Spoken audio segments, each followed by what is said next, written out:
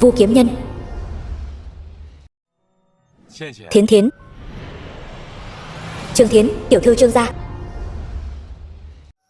Mấy ngày không gặp, nàng lại càng thêm động lòng người rồi. Vu Kiếm Nhân, ngươi tìm ta mà là vì chuyện này. Ta khuyên ngươi nên sớm buông tay đi. Ngươi và ta căn bản không thể nào. Không thể nào. Ta theo đuổi nàng cũng gần 1 năm rồi. Nàng lại nói với ta là không thể nào. Đó đều là mình ngươi tình nguyện thôi.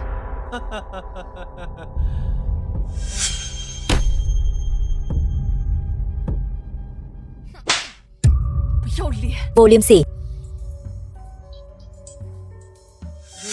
Cái bạt tai này thật là thơm tho. Ngươi thật ghê tởm. Ngươi muốn làm gì? Thứ mà Vu Kiếm Nhân ta nhắm trúng còn có thể để chạy thoát sao? Ngươi mà còn không đi, ta sẽ gọi người đấy. Ngươi cứ gọi đi. Nói thật với ngươi nhé, quán này là ta mở đấy.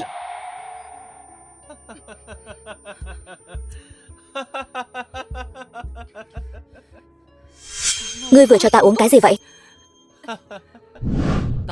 Ngã.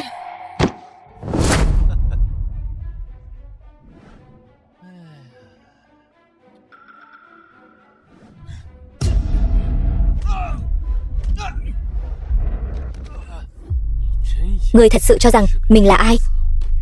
Chỉ là một con heo ngu xuẩn mà thôi. Viu Trung, kẻ thù của Trương gia.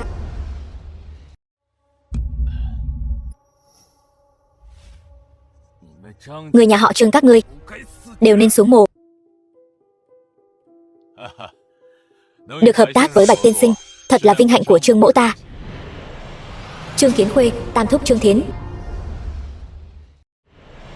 Bạch Tường, dưới trướng Giang Long. Trương tiên sinh quá khen rồi. Ta chỉ là một thương nhân, sao có thể so với cổ võ thế gia được chứ? Cổ võ thế gia gì chứ? Đều chỉ là hư danh mà thôi. Tôi nghe điện thoại chút. Tôi là Trương Kiến Khuê. Cái gì? Ngươi là ai? Tại sao lại bắt cóc Thiến Thiến? Đại tiểu thư nhà họ Trương bị bắt cóc rồi. Bạch tiên sinh, nhà có việc gấp. Tôi xin phép cáo từ trước. Được.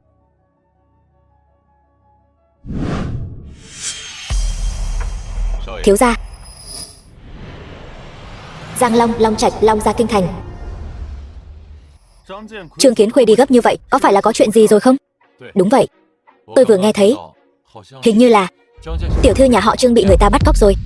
Trương Thiến. Đúng vậy. Mục đích ta đến Trung Cổ thị lần này chính là vì nhà họ Trương. Hành tung của người nhà họ Trương này ta vẫn luôn phái người theo dõi. Muốn biết Trương Thiến bị ai bắt cóc không khó. Tốt.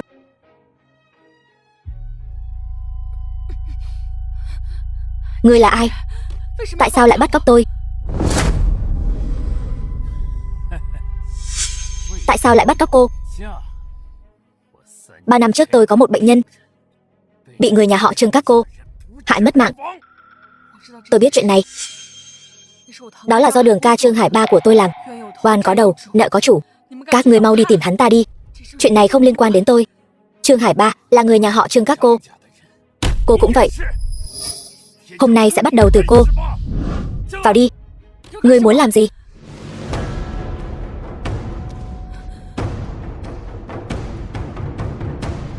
Các ngươi muốn làm gì? Làm gì? Tìm 2 huynh đệ chơi với cô. Sau đó sẽ quay lại cảnh các ngươi mây mưa, đăng lên mạng, để cho danh tiếng nhà họ Trương các cô vang danh thiên hạ. Ngươi vô sỉ. Lên. Thả tôi ra. Thả tôi ra.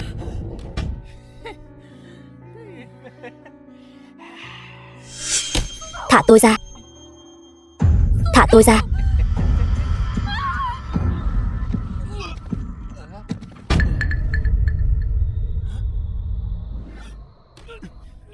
Ngươi là ai? Ngươi chưa xứng để biết. Công phu gì đây?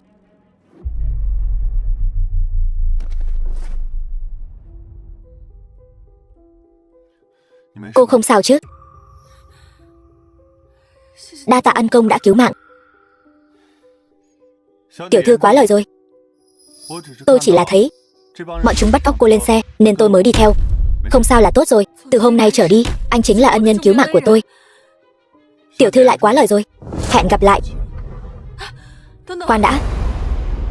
Vừa rồi công phu của anh, chẳng lẽ là tuyệt kỹ thất truyền đã lâu, tinh thần công kích? Trạch Nhi, 8 năm trước, quyển sách này là bí kíp, đã thất truyền từ lâu, Thích Hồn Quyết, là bảo vật gia truyền Hoắc gia, giới cổ võ. Thúc tình cờ có được. Sau khi luyện thành tuyệt kỹ này, có thể phát động công kích tinh thần lên kẻ địch, khiến người ta khó lòng phòng bị. Là sách bảo đệ nhất giang hồ. Đây là sách bảo đệ nhất giang hồ. Đương nhiên,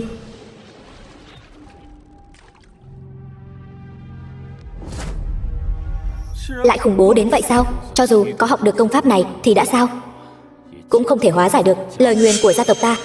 Nhị thúc yên tâm, lần này mục tiêu con đến Trung Cổ Thị chính là vì Trương gia. Tiểu thư nhìn nhầm rồi. Chiêu này gọi là phi thạch điểm huyệt. Phi thạch điểm huyệt, đó cũng là một công phu rất lợi hại. Người đâu? Thiếu gia, ngài đã về. May mà tôi đến kịp, cứu được Trương Thiến, nếu không hậu quả thật khó lường. Đúng rồi, chuyện ta bảo ngươi điều tra đến đâu rồi? Rốt cuộc là ai đứng sau giật dây? Thiếu gia, đằng sau toàn bộ chuyện này, với tên Vu Kiếm Nhân kia, không thể thoát khỏi liên quan. Vu Kiếm Nhân,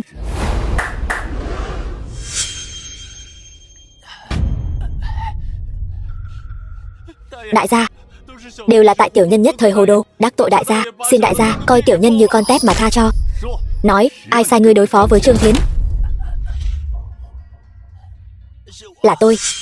Là tự tôi thèm muốn sắc đẹp của Trương tiểu thư, theo đuổi cũng gần. Ngươi gần đây mở một trại nuôi cá, có phải không? Đúng vậy, tháng trước mới mở, chuyên nuôi cá sấu. Còn thiếu thức ăn không?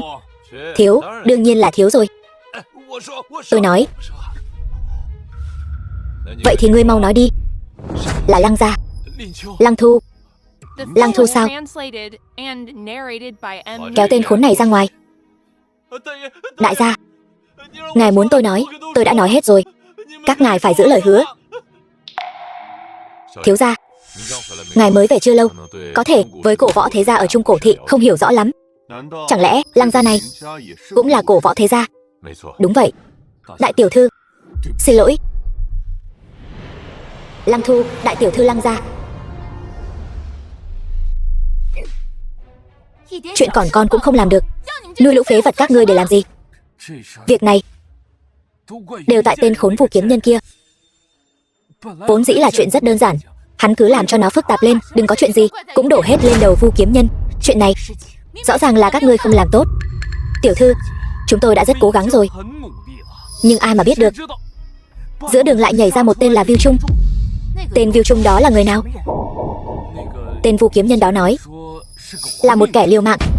Bọn họ là bạn nhậu, một lũ rượu chè be bét. Tiểu thư, còn chuyện của Trương Thiến, chuyện này để sau hãy nói. Dù sao phụ thân cũng chỉ là phỏng đoán bọn họ có liên quan đến Trương gia trong bất cứ chuyện gì còn chưa điều tra rõ ràng thì trước tiên đừng đánh rắn động cỏ. Vâng, lui xuống đi.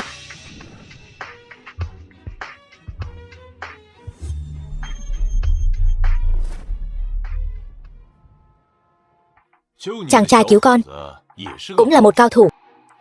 Vâng, cho dù không phải người của cổ võ thế gia, cũng là người có thể độc lập đảm đương một phương. Có để lại cách thức liên lạc của hắn không? Không có. Lúc con ra ngoài thì anh ta đã biến mất rồi. Nói đến kẻ bắt cóc con có liên quan đến việc Trương gia chúng ta học nghệ không tinh, chính là tên Trương Hải Ba đó. Xảy ra sai sót mà thành ra nông nỗi này, sau này chúng ta phải lấy đó làm bài học. Vâng, Tam thúc. Thiến Thiến, cháu bây giờ là tổng giám đốc công ty, bên cạnh thiếu một vệ sĩ là không được. Tam thúc, ý của thúc là muốn tìm cho cháu một vệ sĩ.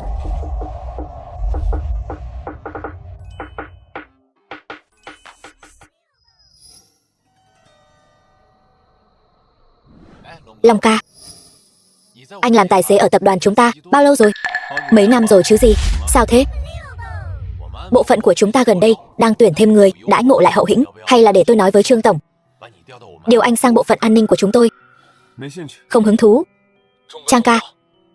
Nhận được. Gì thế, có chuyện rồi? Ban ngày ban mặt có thể xảy ra chuyện gì chứ? Trương tổng bị bắt cóc rồi. Cái gì? Được, mọi người cứ đợi tôi ở trên đó, tôi đến ngay.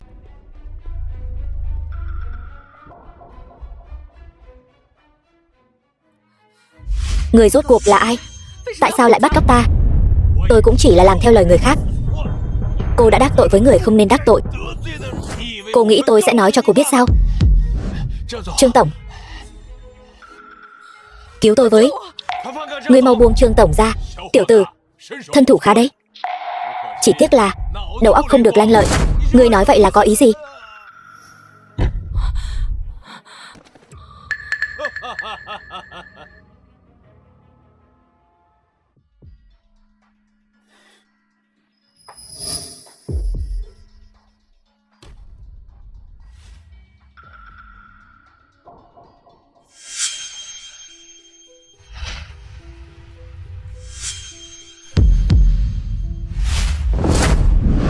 Tam thúc, điều này quá khắt khe rồi.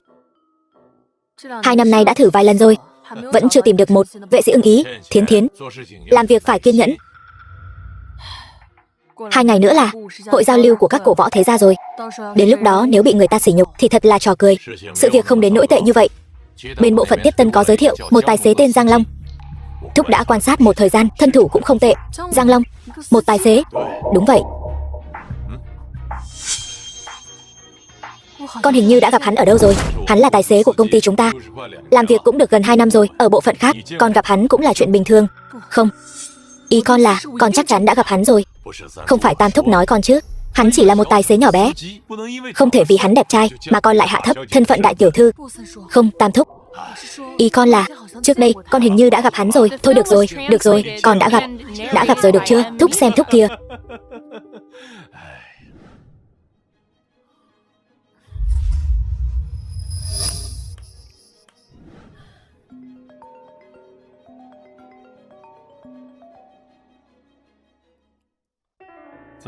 Có chuyện gì vậy Bạch Tường? Điều tra thế nào rồi? Thiếu gia, chuyện này thật mờ ám. Nói vậy là sao? Là thế này. Qua điều tra gần đây tôi phát hiện Trương gia trong 2 năm nay có tình trạng tuyển vệ sĩ rất thường xuyên, nhưng không bao lâu thì bị Trương gia sa thải. Rốt cuộc là chuyện gì? Tôi đã hỏi thăm những vệ sĩ bị họ sa thải về sự việc đó. Hỏi kỹ ra thì Trương gia này quả nhiên có vấn đề. Thiếu gia sao vậy? Thiếu gia cậu sao vậy? Lại nữa rồi. Yêu cầu của chủ nhân chúng tôi rất đơn giản. Giao cuốn sách của Trương gia các ngươi ra. Từ nay về sau sẽ đảm bảo ngươi bình an vô sự. Sách gì? Tôi không biết. Sợ rồi chứ? Nói mau, sách rốt cuộc giấu ở đâu? Cho dù ngươi lấy mạng ta cũng sẽ không nói cho ngươi biết. Ra tay đi. Được, vậy ta sẽ thành toàn cho ngươi. Dừng tay. Người này tôi chắc chắn đã gặp hắn rồi. Đừng lại gần. Trương gia tiểu thư đang ở trong tay ta. Vốn không muốn đánh đấm. Thuộc hạ của ngươi đều đã bị ta xử lý rồi. Ngươi cũng không chạy thoát được đâu. Một tài xế nhỏ bé, lại là một người luyện võ. Sao ngươi biết ta là tài xế? Ngươi là ai?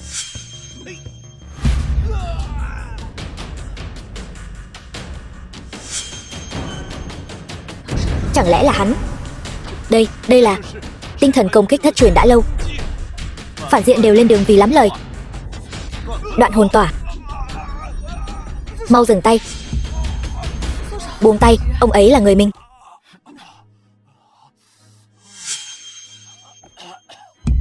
Tiểu tử, ngươi lại làm thật. Ta suýt nữa bị cái gì đó của ngươi. Đoạn hồn tỏa bẻ gãy cổ rồi. Ban đầu tưởng Trương tổng bị bắt cóc, ai ngờ chỉ là một trò chơi. Đây không phải trò chơi. Đây là vì Thiến Thiến tìm kiếm vệ sĩ riêng. Tiểu tử, chúc mừng ngươi.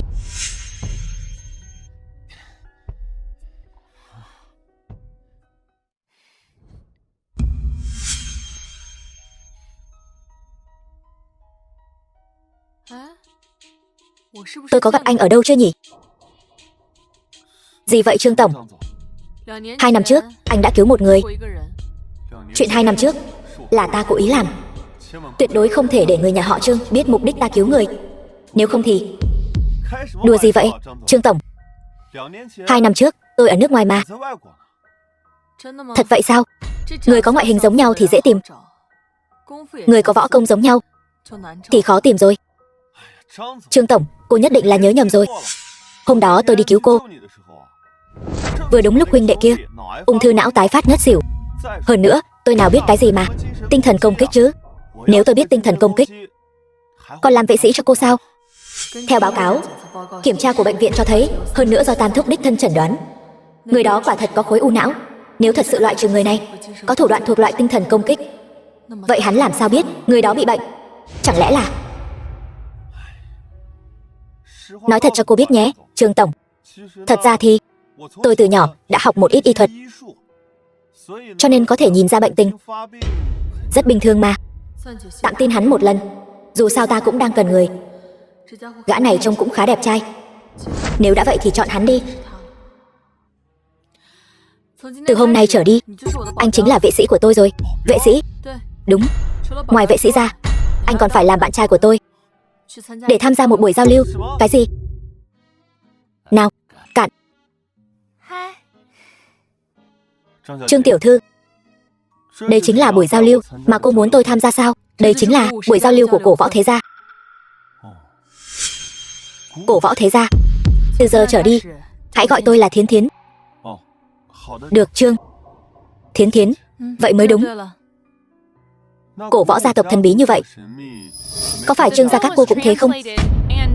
Cổ võ thế gia không phải đều tập võ như nhà họ Trương chúng tôi đều theo y, cho nên đối với võ công cổ võ chẳng hiểu gì cả. Đây chính là lý do tại sao phải tìm một bạn trai vệ sĩ. Nhưng tôi vẫn không hiểu, tại sao cô lại tùy tiện tìm một người làm bạn trai cô, dẫn anh ta tham gia hội giao lưu. Ngồi trước đi, chờ chút nữa vấn đề này anh sẽ biết đáp án.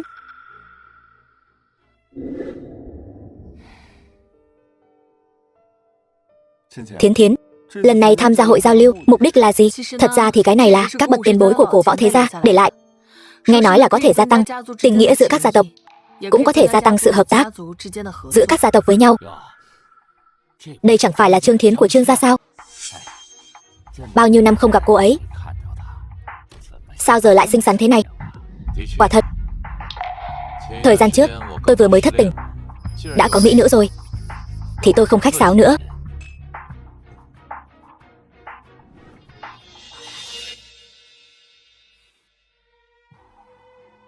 Mỹ nữ, làm quen được không? Tôi quen anh sao? Cô không quen tôi không sao, tôi quen cô là được rồi. Trương tiểu thư, anh đối với tôi hình như khá quen thuộc nhỉ?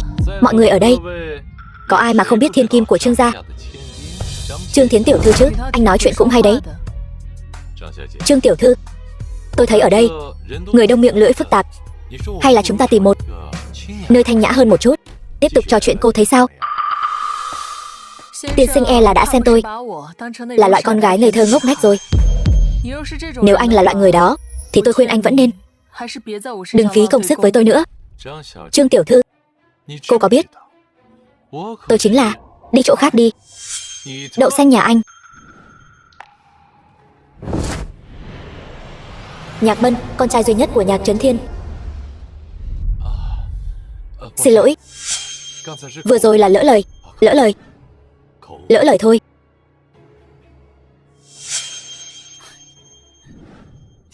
Thiến Thiến, không ngờ hội giao lưu lần này cô cũng đến. Thiến Thiến, cô biết không, tôi vẫn luôn rất ngưỡng mộ cô. Nếu như nhà họ Nhạc chúng tôi có thể liên hôn với Trương gia, trong Trung cổ thị này e là không có ai dám đối đầu với chúng ta. Tính toán này của anh e là sẽ hụt hẫng rồi. Hụt hẫng rồi. Đây là bạn trai tôi, Giang Long. Cái gì? Bạn trai?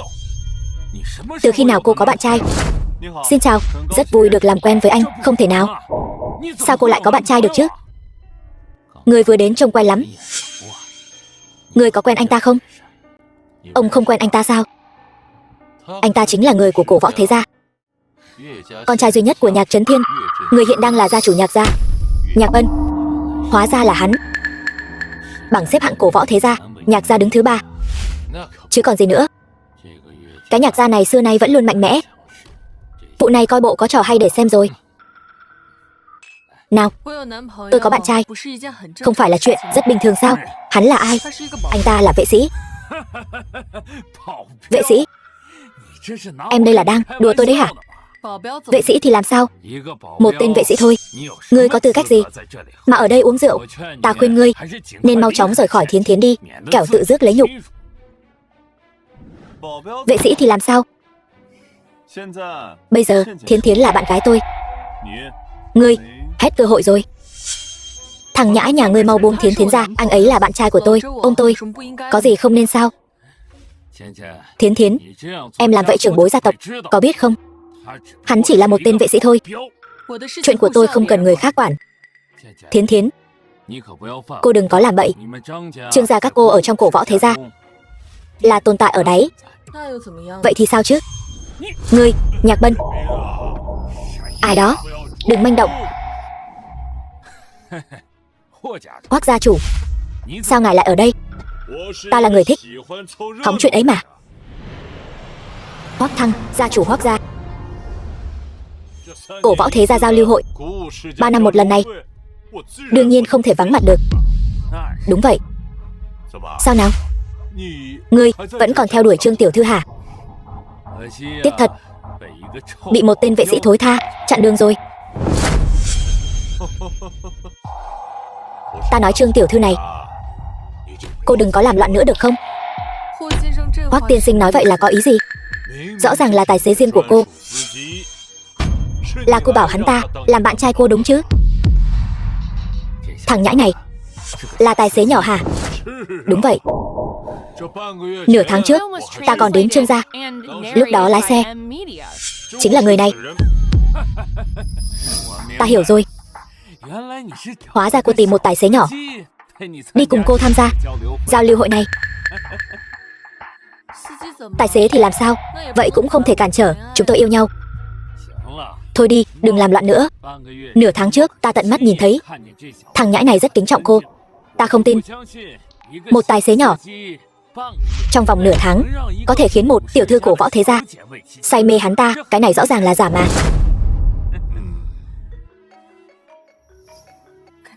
Mau nói giúp tôi đi chứ. Bạch Tương. Được, tôi ra ngay. Thiến Thiến, tôi có chút việc, ra ngoài một lát. Lúc này sao có thể bỏ tôi mà đi chứ? Tôi thật sự có việc.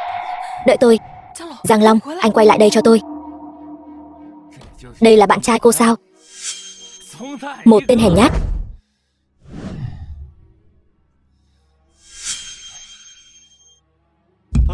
Rốt cuộc là sao vậy? Sao lại đích thân đến đây vậy? Thiếu gia, xảy ra chuyện rồi. Xảy ra chuyện gì rồi?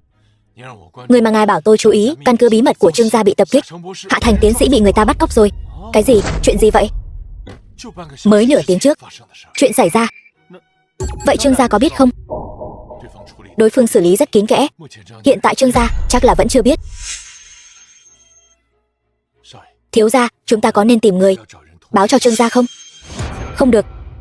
Thủ đoạn của Trương gia chắc chắn sẽ tra ra được anh. Thân phận của anh đặc biệt, không thể mạo hiểm. Vậy phải làm sao bây giờ? Tìm một người tạo sự cố là được. Vâng. Đúng rồi, anh có biết đám người đó lai lịch gì không? Vẫn chưa rõ, nhưng tôi đã phái người đi theo rồi. Tốt, đừng đánh rắn động cỏ. Đợi điện thoại của tôi. Vâng, thiếu gia.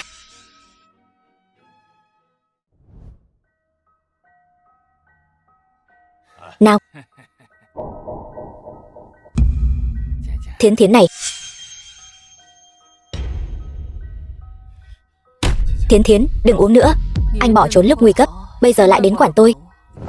Đồ hèn nhát. Còn không buông tay ra. Về với tôi. Về với anh. Tôi đến đây tham gia yến tiệc. Tại sao phải về với anh?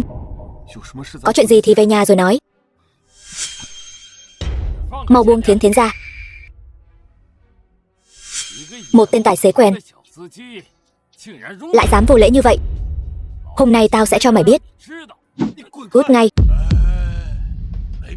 Không cần thiết chấp nhặt với loại người này. Không đáng. Nào, chúng ta uống rượu. Được rồi. Anh có chuyện gì thì nói ngay đi. Nhà cô xảy ra chuyện rồi.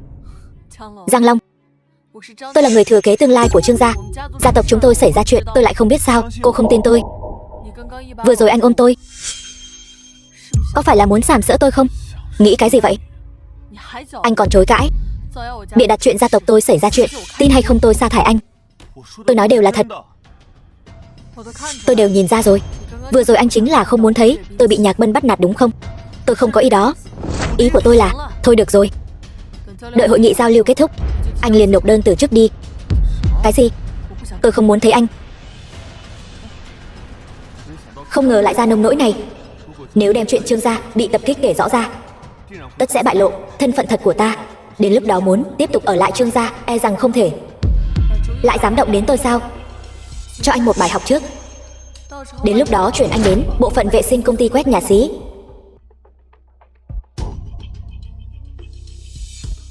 Đã về rồi kìa. Này, uống.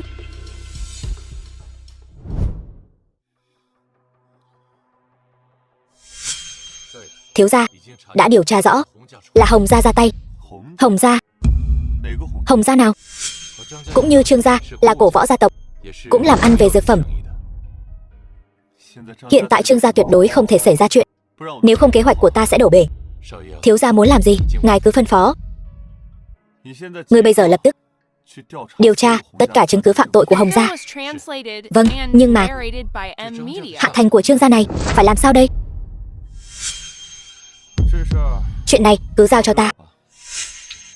Chỉ là cổ võ Hồng gia đó có Hồng quyền trong truyền thuyết hộ thân, rất khó dây vào. Yên tâm, chuyện này ta tự có cách. Các ngươi làm gì? Thả ta ra. Thả. Hồng Lâu, người của Hồng gia.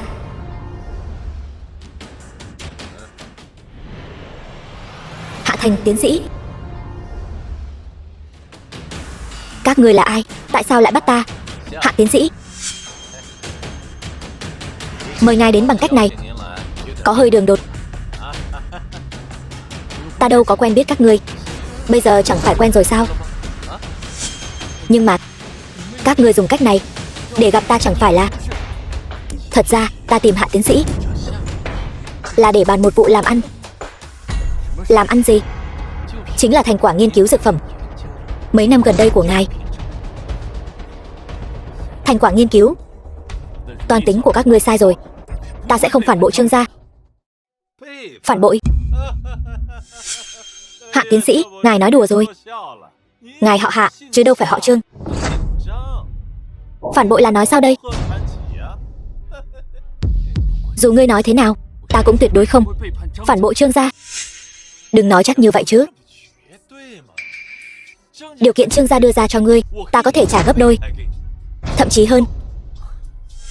Ta là người chuyên tâm nghiên cứu, không cần vật chất.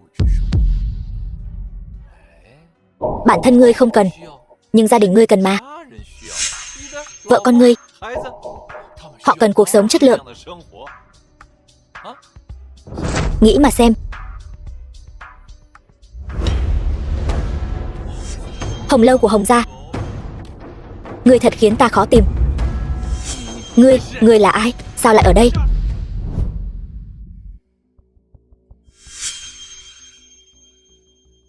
Tiểu tử đó rốt cuộc đang làm cái trò gì vậy?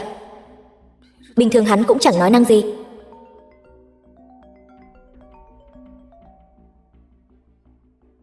Alo, Tam thúc. Cái gì? Viện nghiên cứu bị phá hủy rồi. Tiến sĩ Hạ Thành cũng biến mất rồi.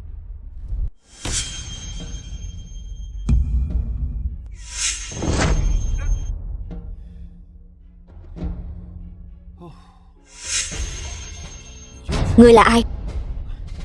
Đừng căng thẳng. Tôi là vệ sĩ của Trương tiểu thư, đến để bảo vệ anh. Lần này may mà cậu đến kịp thời. Cảm ơn cậu nhiều lắm.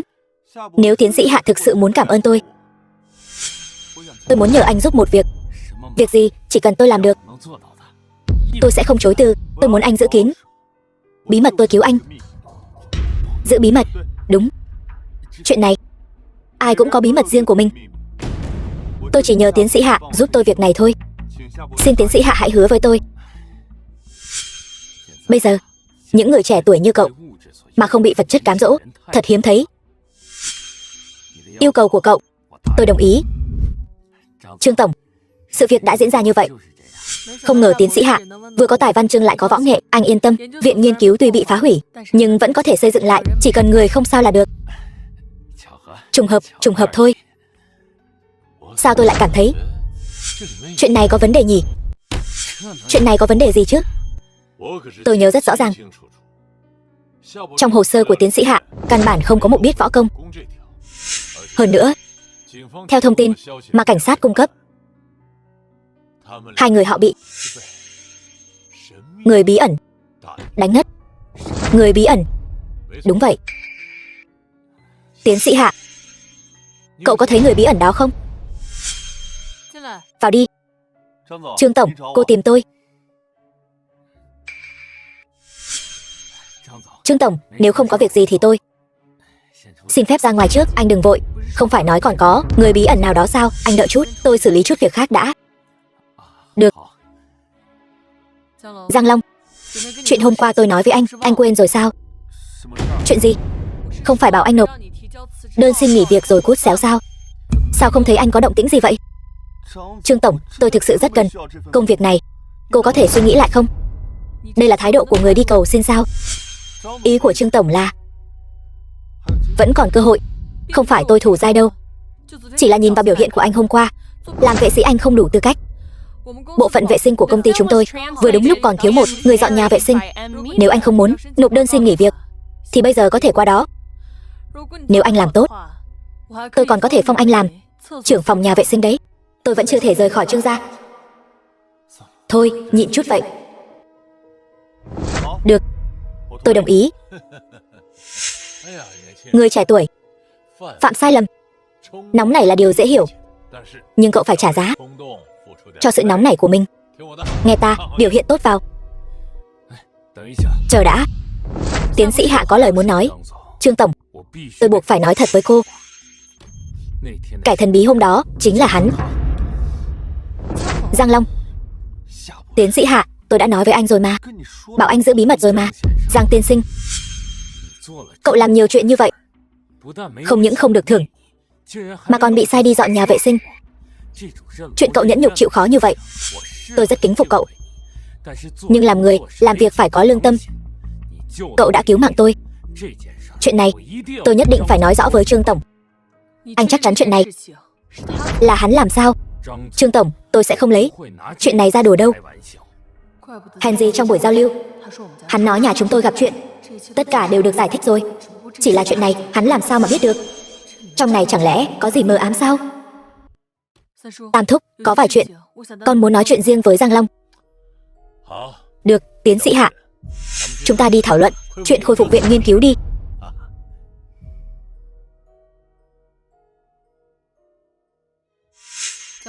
Giang Long, giờ người đã đi rồi. Anh có thể nói làm sao anh biết nhà họ Trương chúng tôi sẽ gặp chuyện không? Lúc đó tôi có một người bạn học, cậu ấy làm nghề quay phim. Rồi hôm đó cậu ấy tình cờ bay flycam ở khu đó nên quay được. Cậu ấy biết tôi làm việc ở nhà họ Trương nên gọi điện cho tôi. Lý do này nói cũng được, nhưng mà tôi muốn biết có một chuyện, có phải anh làm không? Chuyện gì? Bằng chứng phạm tội của nhà họ Hồng được gửi nặc danh đến tay cảnh sát. Giờ nhà họ Hồng đã sụp đổ rồi. Tôi không biết chuyện này. Anh có biết không? Đùa gì vậy Trương Tổng? Không phải tôi làm. Anh có thể một mình cứu tiến sĩ Hạ ra, thu thập chứng cứ phạm tội, chắc cũng không phải chuyện khó gì đâu nhỉ? Thật sự hiểu lầm rồi. Chuyện này thật sự không phải tôi làm. Cũng là chuyện lớn như vậy, thu thập chứng cứ cũng cần người. Chắc không phải anh làm đâu. Thì đó. Đúng rồi, Giang Long, hôm qua có chút hiểu lầm về anh. Giờ tôi rút lại hình phạt điều chuyển của anh. Anh quay lại làm vệ sĩ cho tôi thế nào? Tôi chỉ là người làm công thôi. Lãnh đạo nói sao tôi làm vậy. Vậy là đúng rồi. Nhưng tốt nhất anh đừng có chuyện gì giấu tôi. Nhà họ Hồng là cổ võ thế gia, mối quan hệ giữa bọn họ cũng như mối liên hệ phía sau, đều rất rộng. Dù nhà họ Hồng sụp đổ, người của bọn họ cũng sẽ không dừng lại ở đây. Vậy nên chuyện này, nếu thật sự có liên quan đến anh, tốt nhất anh nên nói ra sớm. Như vậy những chuyện sau này, tôi có thể lo liệu. Thật sự không phải tôi làm. Anh đã nói vậy rồi. Vậy thì anh hãy quay lại vị trí của mình đi. Vâng.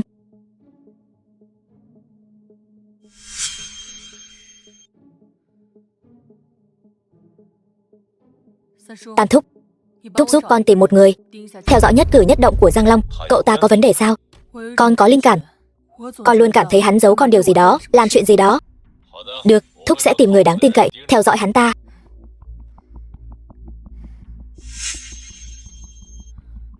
Giang Long, anh rốt cuộc là người như thế nào?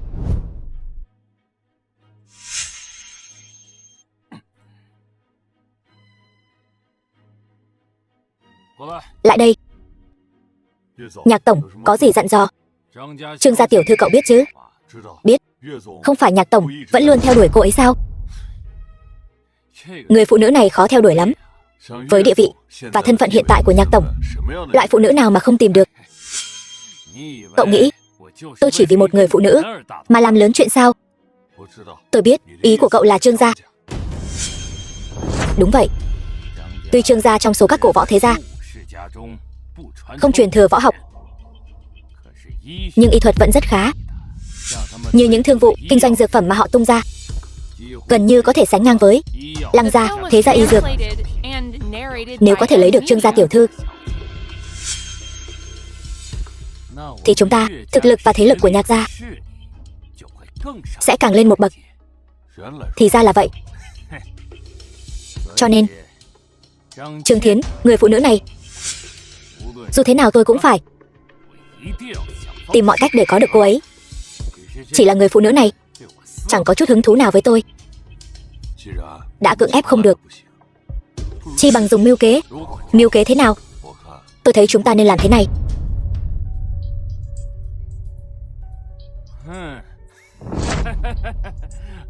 Tốt, cứ làm vậy đi. Hồng gia sao có thể làm ra chuyện cực đoan như vậy? Ba, thật ra chuyện này cũng không thể hoàn toàn trách Hồng gia. Nói vậy là sao? Lăng Kiệt, gia chủ Lăng gia, chẳng phải là do những năm gần đây Trương gia phát triển quá nhanh, Hồng gia đã bị dồn vào đường cùng. Nếu không phản kháng thì sẽ bị thâu tóm, hoặc là biến mất hoàn toàn. Nhưng chúng ta vừa mới ký với Hồng gia hợp đồng mấy tỷ mà. Tổn thất của chúng ta không thể lường được. Giờ sự đã rồi, chỉ có thể như vậy. Không được, không thể cứ bỏ qua như vậy được.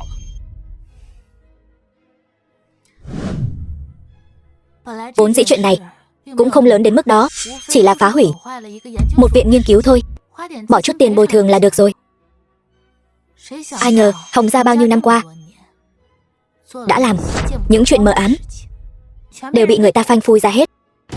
Hãy điều tra cho kỹ. Người này là ai? Tìm hiểu kỹ lai lịch của hắn ta. Vâng.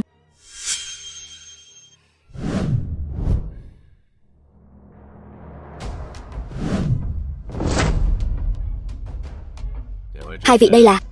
Bạch tiên sinh, có người muốn tìm ngài nói chuyện. Người nào? Mời vào.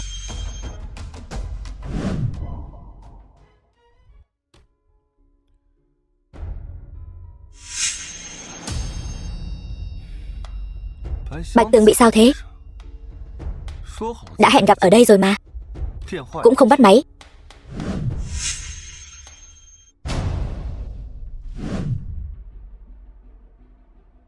Giang tiên sinh, Bạch tổng xảy ra chuyện rồi. Cái gì? Chuyện cụ thể tôi cũng không rõ. Đối phương hình như không có ý định làm khó Bạch tổng, nhưng mà Bạch tổng lại không cho tôi liên lạc với ngài. Nhưng chúng ta không thể khoanh tay đứng nhìn Bạch tổng bị hại được. Cậu làm rất đúng. Anh ấy hiện đang ở đâu?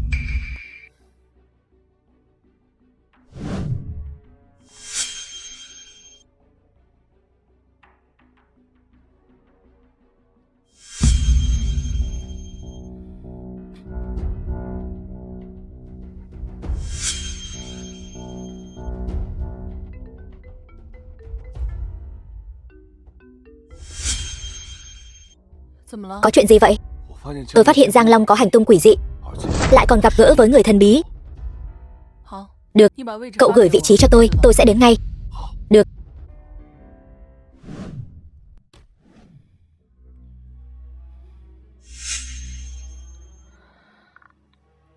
Thế nào rồi? Tôi vẫn luôn theo dõi. Kia chẳng phải đang gọi điện thoại sao? Tốt, làm tốt lắm. Bên này không có việc của cậu nữa, đi đi.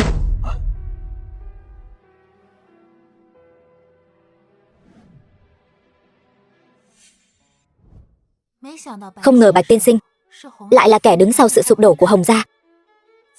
Giấu cũng kín đấy. Đường đường là đại tiểu thư Lăng gia, vậy mà cũng hỏi đến chuyện này. Đúng là khiến Bạch mỗ cũng rất bất ngờ. Anh biết tôi sao? Bạch mỗ vẫn luôn có giao dịch làm ăn với các cổ võ thế gia. Biết Lăng gia cũng là lẽ đương nhiên. Đúng vậy. Bạch Tường ngươi giờ cũng là thụ phú của Trung Cổ thị rồi. Ta chỉ là một thương nhân tầm thường thôi. Những tài sản của ta trong mắt cổ võ gia tộc chẳng là gì cả. Bạch tiên sinh đừng khiêm tốn. Mời ngài đến đây không vì gì khác, chỉ là muốn cùng ngài đòi một khoản nợ. Lăng tiểu thư nói vậy, ta lại không hiểu rồi. Ta và Lăng gia chưa từng làm ăn gì cả. Chuyện Hồng gia sụp đổ cũng phải có người chịu trách nhiệm chứ. Chuyện này thì có liên quan gì đến Hồng gia? Lại có liên quan gì đến Bạch mẫu ta đây? Liên quan gì đến Hồng gia? Hồng gia và Lăng gia ta có giao dịch làm ăn hàng tỷ, vậy mà ngươi lại khiến tất cả đều mất trắng. Hồng gia sụp đổ thì thôi đi, giờ đến cả chúng ta cũng mất trắng. Lăng tiểu thư, đây là ngụy biện. Hồng gia làm trái pháp luật, tự nhiên phải chịu sự trừng phạt của pháp luật. Dù ta không giao nộp bằng chứng thì cũng sẽ có người làm vậy. Chuyện nhà người khác ta không quản. Nhưng Bạch tiên sinh đã làm ra loại chuyện này thì phải trả giá. Cô nói vậy là có ý gì? Nếu Bạch tiên sinh không hợp tác, vậy ta chỉ có thể mời Bạch tiên sinh đến một nơi khác. Các người muốn làm gì? Bạch tiên sinh, chỉ cần bây giờ ngài đồng ý bồi thường tổn thất cho Lăng gia ta, chúng ta vẫn có thể nói chuyện lại. Bạch mẫu ta đây chưa từng cúi đầu trước bọn tiểu nhân. Các ngươi đừng hòng. Vậy thì đừng trách ta ra tay tàn độc. Các ngươi còn chưa ra tay. Dừng tay. Bạch Tường bái kiến. Không cần khách sáo. Ngươi không sao chứ? Không sao. Các ngươi là người phương nào? Làm cái gì? Lời này ta nên hỏi ngươi mới phải. Ngươi là người của chùa nào? Cớ gì mà quản chuyện bao đồng của ta? Ta là người của chùa nào? Liên quan gì đến ngươi? Ngươi ức hiếp Bạch tiên sinh, phải hỏi qua ta Giang Long mới được. Giang Long? Trung Cổ thị không có người nào như ngươi cả. Hình như cổ võ thế gia cũng không có người nào như ngươi. Cổ võ thế gia ta căn bản không để trong lòng. Giang Long, ngươi khoác lác hơi quá rồi đấy. Sao ta không tin nhỉ?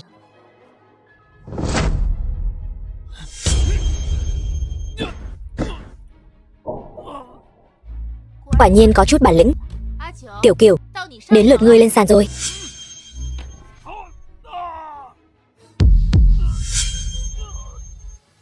Ngươi làm gì hắn rồi? Yên tâm, không mất mạng được đâu. Ngươi quả nhiên không phải người thường.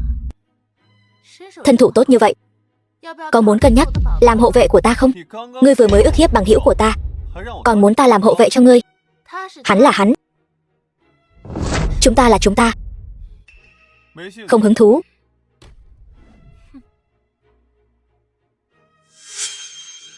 Đều nằm la liệt dưới đất như cái xác rồi.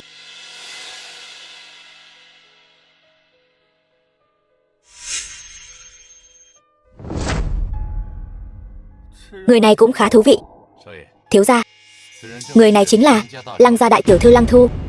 Tính tình ngang ngược, chuyện gì cũng làm được. Chuyện hôm nay coi như xong. Nàng ta sau này nhất định sẽ tìm chúng ta gây phiền phức. Chú ý nàng ta. Dạ. Không phải nói Giang Long ở ngay đây sao? Sao không thấy người đâu?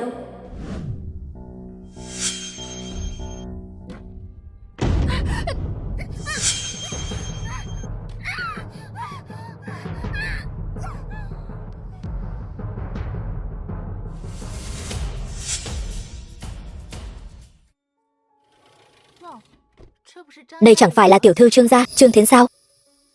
Đây là đắc tội bang phái rồi, hay là bị người ta bắt cóc rồi? Tiểu thư, lần này có trò hay để xem rồi.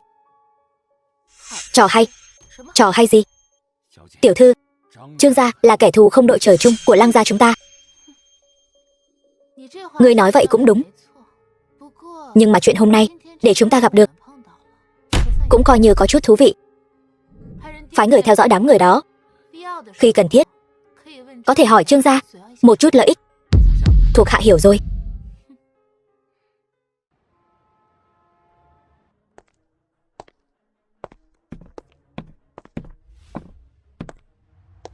Trương tổng, vẫn chưa tìm thấy sao? Chưa.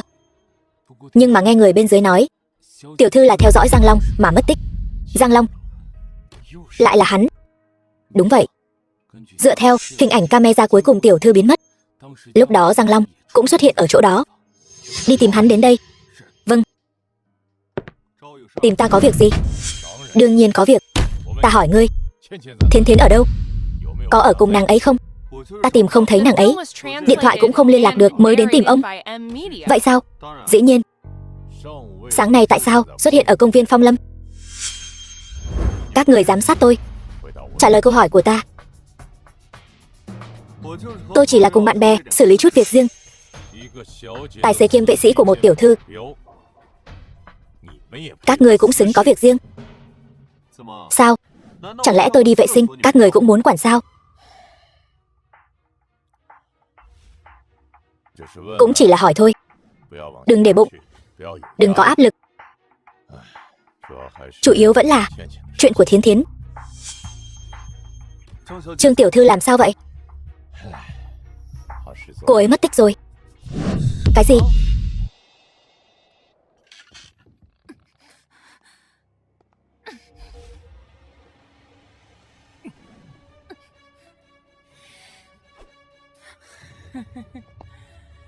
Gương xử nữ thật say đắm lòng người. Ngươi là ai? Tại sao lại bắt cóc ta? Ngươi biết Hồng gia chứ? Ngươi là người của Hồng gia. Đúng vậy. Ta chính là Hồng Lâm, con riêng của gia chủ Hồng gia. Hồng Lâm, con riêng của Hồng Bân. Tuy rằng ta không được ghi vào gia phả Hồng gia, nhưng trong người vẫn chảy dòng máu của Hồng gia. Trương gia các ngươi khiến Hồng gia chúng ta sụp đổ.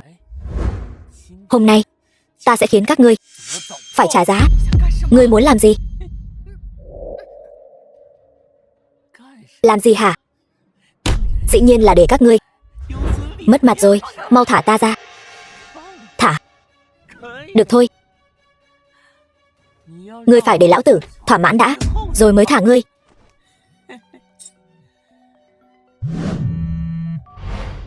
Alo, Hồng Lâm, ta cảnh cáo ngươi, Trương Thiến là người phụ nữ của ta. Đừng có làm bậy. Vậy đậu phộng nhà ngươi còn bảo ta bắt cóc cô ta làm gì? Cái này ngươi không cần quản. Làm tốt việc tiếp theo của ngươi là được. Được rồi. Miếng thịt đến miệng lại mất rồi. Lão đại, tiếp theo chúng ta nên làm gì? Gọi điện thoại cho lão già Trương Kiến Khuê, bảo hắn chuẩn bị 1 tỷ chuộc ngươi. Cái gì?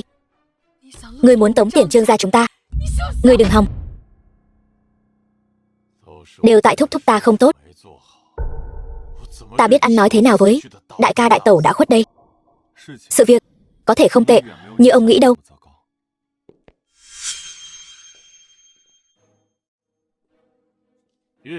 Nhạc tiên sinh, sao ngài lại đến đây? Hắn đến đây làm gì? Tại hạ tự tiện đến đây. Mong Trương tiên sinh đừng trách. Đâu có, mời ngồi.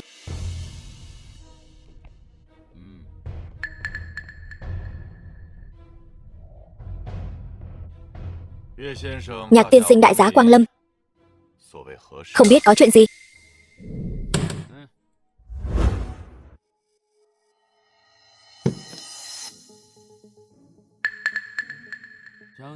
Trương tiên sinh, không bằng xem cái này.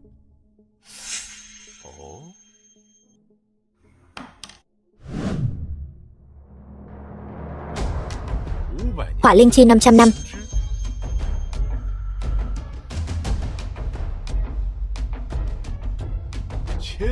Nhân sâm hoang dã ngàn năm.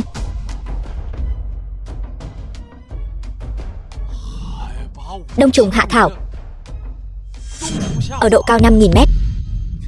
Trương tiên sinh thật tinh mắt. Ngài mang nhiều bảo bối đến đây thế này, chắc hẳn là có chuyện gì rồi. Thật lòng mà nói, hôm nay tôi đến đây là để cầu hôn. Cầu hôn? Trương tiên sinh, tôi và Trương Thiến tiểu thư là lưỡng tình tương duyệt. Hôm nay chính là đến đây cầu hôn. Còn xin Trương tiên sinh có thể tác thành cho tôi. Lưỡng tình tương duyệt? Sao ta lại không biết? Chuyện này là thật sao? Tên này rõ ràng đang nói hưu nói vượn. Trương Thiến sao có thể lưỡng tình tương duyệt với loại người này chứ? Trùng hợp Trương Thiến mất tích, tên này lại đến cầu hôn, chẳng lẽ có gì mờ ám trong này sao? Trương tiên sinh, không có việc gì thì tôi xin phép đi trước. Được. Chuyện của Thiến Thiến, ngươi để tâm nhiều hơn một chút, cứ giao cho ta.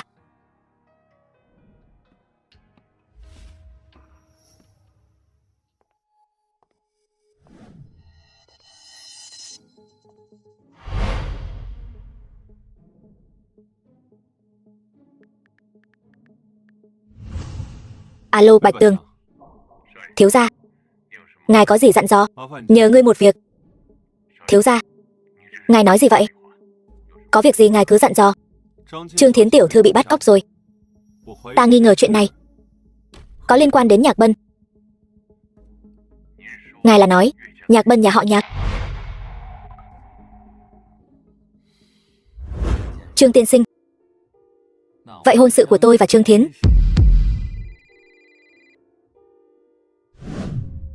Alo, ta là Trương Kiến Khuê, ngươi là ai? Cái gì? Các ngươi là ai? Các ngươi muốn làm gì Thiến Thiến? Lão già, hạn cho ngươi nửa ngày, gom đủ 1 tỷ, chuyển vào tài khoản chỉ định của ta. Nếu không thì... Các ngươi rốt cuộc muốn làm gì Thiến Thiến? Alo, alo. Sao vậy? Thiến Thiến bị bắt cóc rồi. Ai to gan lớn mật vậy? Dám bắt cóc tiểu thư nhà họ Trương? Điện thoại chưa nói xong đã cúp máy rồi. Vậy trước khi bị bắt cóc có điểm báo gì không? Qua camera giám sát thấy cô ấy và Giang Long xuất hiện cùng một chỗ. Chẳng lẽ là tên tiểu tử Giang Long này giở trò quỷ sao? Chắc không đâu. Giang Long chính là người nhà họ Trương chúng ta đã thử thách duy nhất, hắn không thể nào. Trương tiên sinh, nói vậy không được. Ta thấy 8-9 phần có liên quan đến tên tiểu tử này. Vậy, chuyện này giao cho ta làm. Tung tích của Trương tiểu thư cứ giao cho Nhạc Bân ta. Sao có thể làm vậy được? Trương tiên sinh nói gì vậy? Cổ võ thế gia chúng ta vốn là cùng chung chí hướng.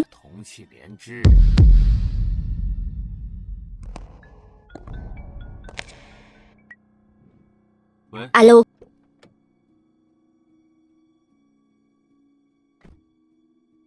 Người nói đi, có thể là Lăng gia bắt cóc Trương tiểu thư. Đúng vậy, Lăng gia vốn không hòa thuận với Trương gia.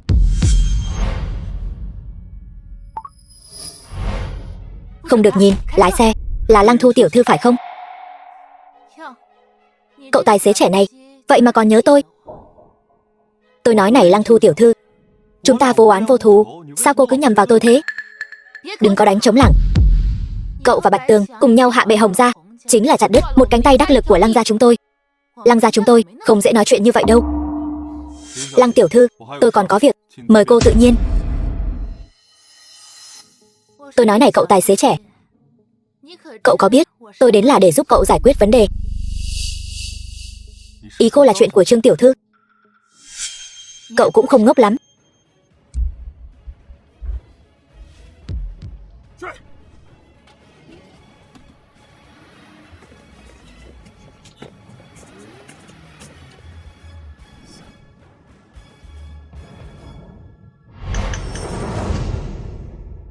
Bân ca, để thằng nhãi tài xế đó chạy thoát rồi. Lũ vô dụng, ngoài ăn chơi còn biết làm gì nữa.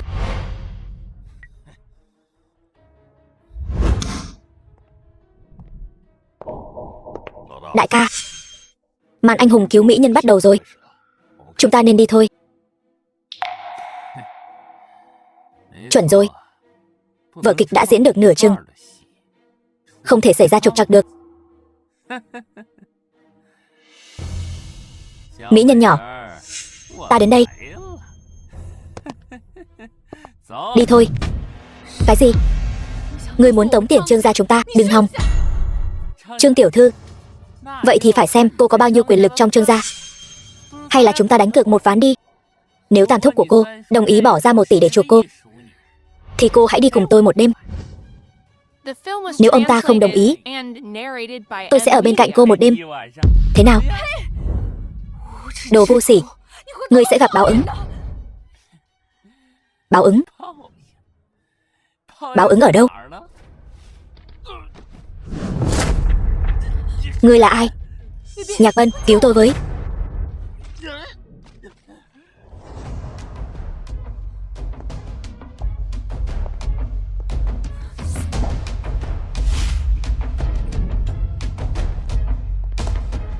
Từ từ thôi.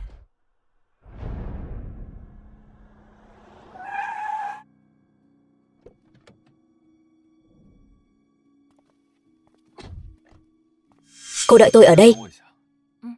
Được.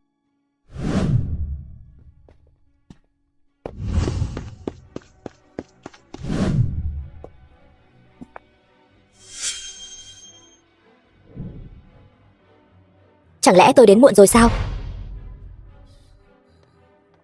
Tên Nhạc Bân này giở trò quỷ quái gì vậy? Giả danh người của Hồng gia phối hợp với hắn, bắt được một cô nàng, cuối cùng vẫn để cô ta chạy thoát. Tiếc thật. Anh là ai? Nhạc Bân, anh đưa tôi đến đây làm gì? Thiến Thiến, tên bắt cóc đó đã làm em chịu khổ rồi. Anh lo cho em, sợ em bị tổn thương tâm lý, nên đặc biệt sắp xếp cho em. Chỉ có hai chúng ta thôi sao? Dĩ nhiên rồi. Sao tôi lại cảm thấy nơi này giống như anh đã chuẩn bị từ trước vậy? Đối với tình yêu mà nói, thời gian là trở ngại lớn nhất. Tâm ý của anh, em chắc hẳn là hiểu rõ. Nhạc Bân, tuy anh là ân nhân cứu mạng của tôi, nhưng hai chúng ta căn bản là không thể nào. Tôi không có cảm giác với anh. Khoan đã, anh muốn làm gì? Đã đến rồi, uống ly rượu rồi hãy đi.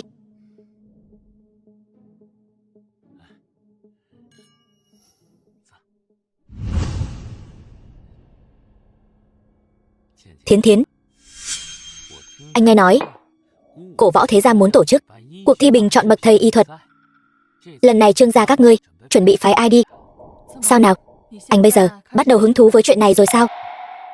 Nhạc gia chúng tôi tuy không phải y thuật thế gia, nhưng đại sự của Cổ Võ Thế Gia tự nhiên là không thể bỏ lỡ. Trương gia chúng tôi, người có y thuật tốt nhất hiện nay là Tam Thúc.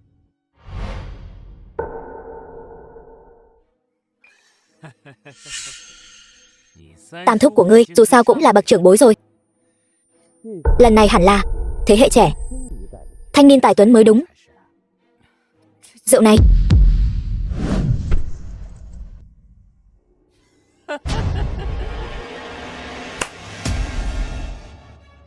bảo bối nhỏ, hôm nay em là của anh.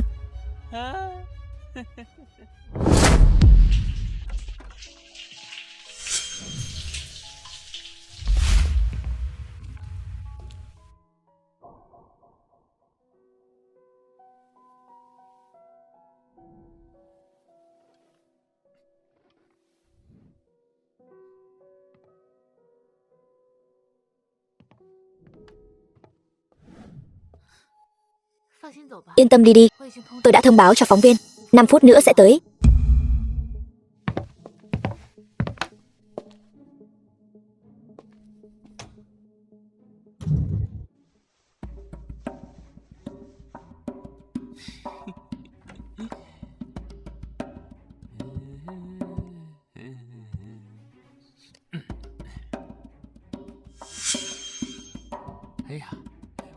Tắt đèn, hẳn là có một mùi vị khác biệt.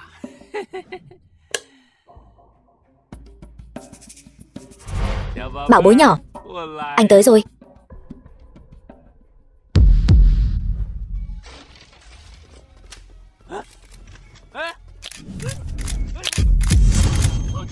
Ra ngoài, đừng quay nữa, ra ngoài.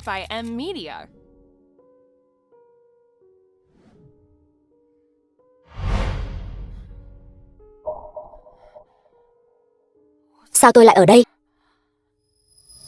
Tôi đưa cô về nhà. Tôi không phải đang ăn cơm sao? Anh tới khi nào? Không phải. Tôi nói anh 2 ngày nay rốt cuộc đang làm gì vậy? Anh làm vệ sĩ thật sự rất không xứng chức. Cô còn tâm trạng nói mấy chuyện này. Cô sáng bị bắt cóc, chiều bị người ta đưa đi, làm cái gì mà bữa tối dưới ánh nến? Cô có biết hay không, có bao nhiêu người lo lắng cho cô? Sao anh biết? Anh trả lời tôi đi. Sao anh biết được?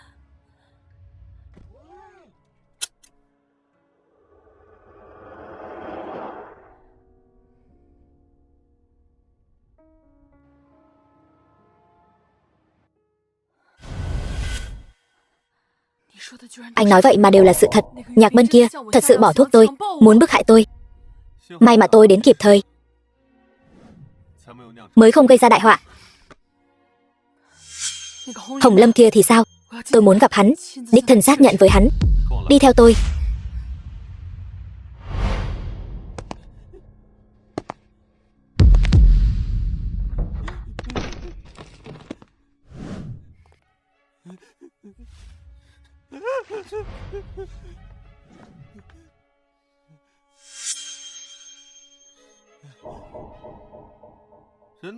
Tinh thần của người này không tốt lắm.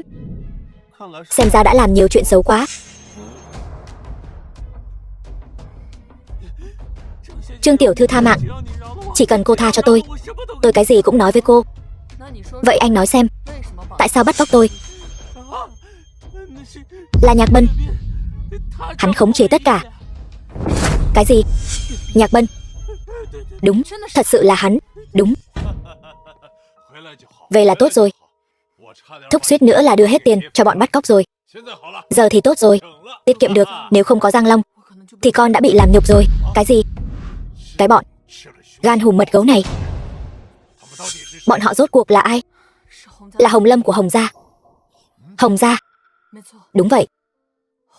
Hồng Lâm là con riêng của gia chủ Hồng gia. Hắn ta vì muốn báo thù cho cha mình nên đã trả thù lên đầu Trương gia chúng ta. Rõ ràng là do Nhạc Bân làm. Tại sao Trương Thiến không nói sự thật cho Trương Kiến Khuê biết?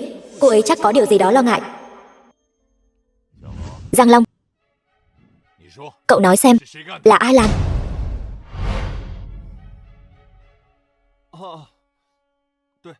Đúng vậy, thật sự là vậy. Như Trương tiểu thư đã nói, đúng là do tàn dư của Hồng gia làm. Tuy nhiên, tôi đã sắp xếp xong xuôi rồi, để bọn chúng đều bị cảnh sát bắt đi rồi. Thiến Thiến quả nhiên không nhìn lầm người. Cậu làm rất tốt. Đều là việc nên làm thôi. Thiến Thiến, hôm qua Nhạc Bân đến nhà chúng ta cầu hôn, muốn kết hôn với con, tuyệt đối không được. Thúc còn chưa nói gì mà, sao con phản ứng mạnh vậy?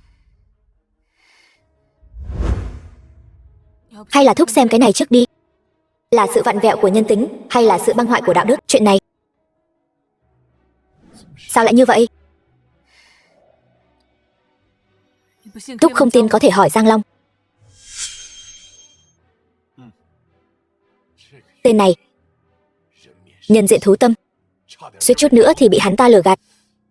Đúng rồi Thiến Thiến, một thời gian nữa Cổ Võ Thế Gia sẽ tổ chức một cuộc thi y thuật.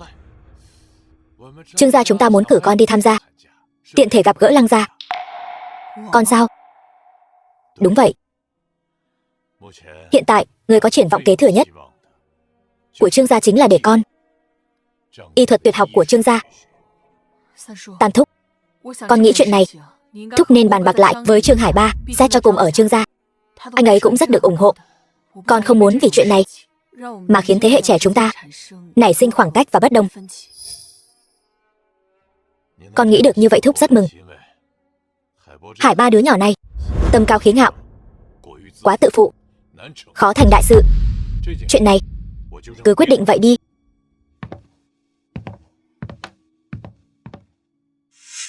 Trương tiểu thư, lúc nãy tại sao cô không nói thật? Anh đừng xem thường Nhạc gia. Trong cổ võ thế gia, những người chuyên tu luyện võ công, nhà bọn họ là giỏi nhất. Bây giờ chúng ta không thể trở mặt với nhà bọn họ. Có vài chuyện không thể nói rõ ràng ra mặt được. Vậy nếu hôm qua hắn ta được tọa nguyện thì sao? Tôi sẽ cùng tên cẩu tặc đó đồng quy vu tận, cũng sẽ không cam tâm ở cạnh hắn. Cậu đánh đi. 4 con già. Trương Hải Ba, đường ca của Trương Thiến. Tôi Tứ Quý Ách. Hết bài. Xin lỗi, mọi người. Tôi thắng rồi.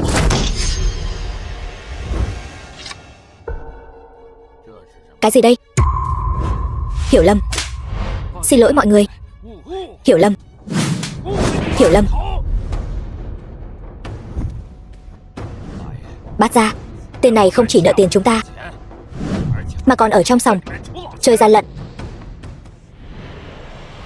Bát gia thuộc hạ Hoắc Thăng. Quy củ cũ, kéo ra bãi chó, chặt nhỏ cho chó ăn. Các ngươi không thể đối xử với ta như vậy. Ta là người của Trương gia. Các ngươi đã nghĩ đến hậu quả của việc đắc tội với Trương gia chưa? Trương gia? Trương gia nào? Trương Kiến Khuê là tam thúc của ta.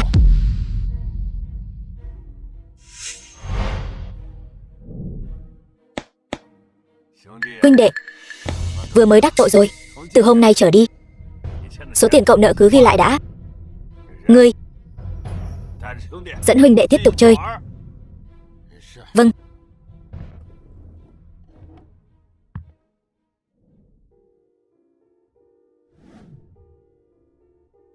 Trương gia đang lo cái hàng rào này không có kẽ hở đây. Đây là một cơ hội. Thu Nhi, hội bình chọn y thuật của các cổ võ thế gia sắp bắt đầu rồi.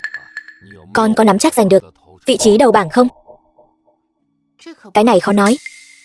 Dù sao vẫn còn có Trương gia. Trương Thiến này là kỳ tài trăm năm có một về y thuật. Muốn đánh bại cô ta không phải là chuyện dễ dàng. Tiếc cho nhà chúng ta quá. Bao nhiêu năm là y học thế gia. Nếu không phải năm đó, nửa bộ y thư bị thất lạc. Nhưng theo ta được biết, nửa bộ thánh y điển đó rất có thể nằm trong tay Trương gia. Nếu không thì trên mảnh đất Trung Châu này, ai có thể so sánh với y thuật của Lăng gia chúng ta? Phụ thân, 2 năm trước con đã từng phái thuộc hạ đối phó với Trương Thiến. Tiếc là không thành công, cũng không dò la được tin tức gì. Chuyện tìm sách con cứ tạm gác lại đã. Trương gia này, từ khi xuất hiện Trương Nhất Chỉ, y thuật của hắn ta cao siêu vô song.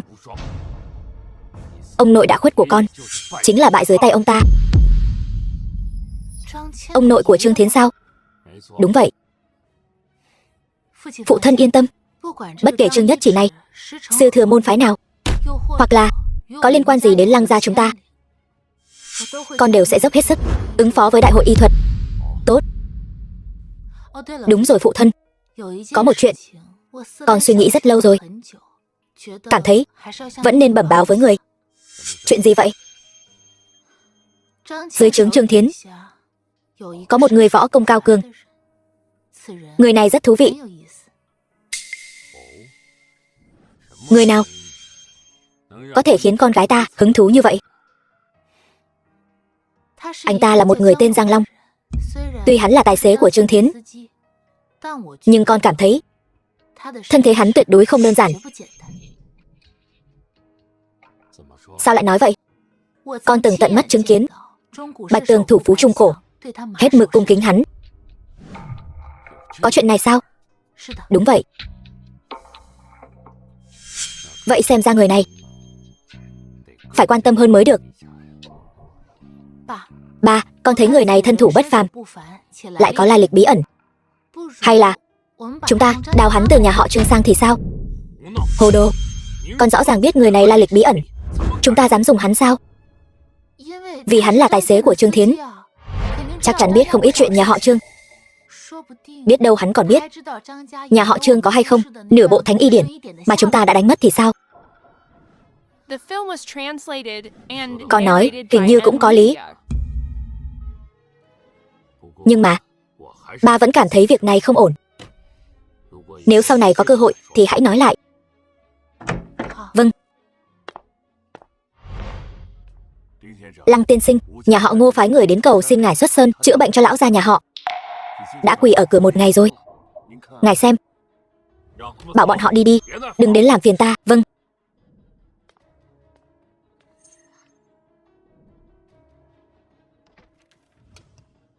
Ba, chữa bệnh cứu người vốn dĩ là bổn phận của chúng ta.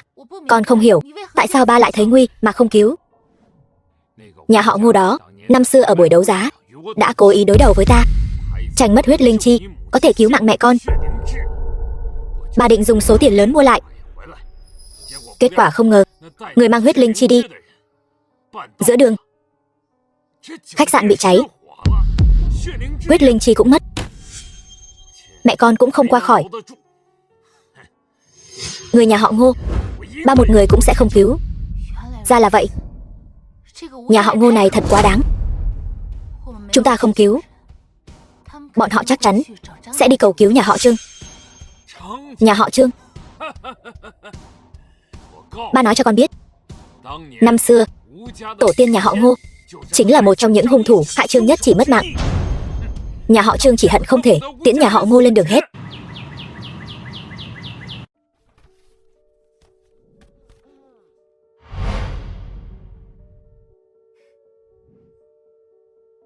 Có chuyện gì mà trông vui thế? Lão gia nhà họ Ngô thuộc cổ võ thế gia sắp xuống mồ rồi, đến cầu xin Trương gia ta, bị Tam Thúc đuổi đi rồi. Tại sao vậy? Vì lão gia nhà họ Ngô từng tham gia mưu hại ông nội ta. Không phải nói Trương Nhất Chỉ trên đời này đã không còn ai biết chuyện quá khứ của ông ấy nữa sao? Nếu lão gia nhà họ Ngô được cứu sống, có phải là có thể hiểu được một số chuyện lúc sinh thời của Trương Nhất Chỉ không? Ngẩn người ra làm gì thế? Trương tiểu thư, tôi nghĩ, tôi nói này, bây giờ anh vẫn là bạn trai của tôi đấy. Cứ gọi tôi là Thiến Thiến được rồi. Thiến Thiến tiểu thư, tôi có thể xin nghỉ được không? Xin nghỉ sao? Có chút việc riêng. Được rồi, tuy nhiên, nếu có khó khăn gì thì cứ nói với tôi. Vâng. Sao tôi lại cảm thấy hôm nay Giang Long có vẻ lạ thế nhỉ? Bạch tiên sinh, cầu xin ngài tìm cách cứu cha tôi với. Ngô lão bản, ông làm gì vậy? Bạch tiên sinh, ngài là thủ phú của Trung Cổ thị, đức cao vọng trọng. Chúng tôi không thể mời được người của Trương gia và Lăng gia đến giúp, nhưng ngài có thể thử xem sao. Ngài quên rồi sao, hồi nhỏ cha tôi còn từng bế ngài nữa. Ngô đào này, không phải tôi không muốn giúp, nhưng mà Lăng gia và Trương gia, ngay cả Ngô gia các anh còn không mời được, thì tôi làm sao có thể có chút mặt mũi nào chứ? Họ không đi, tôi có thể đi.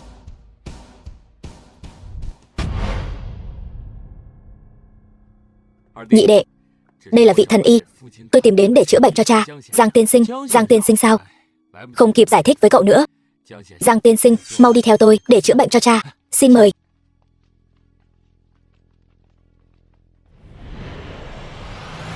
Ngô lão gia.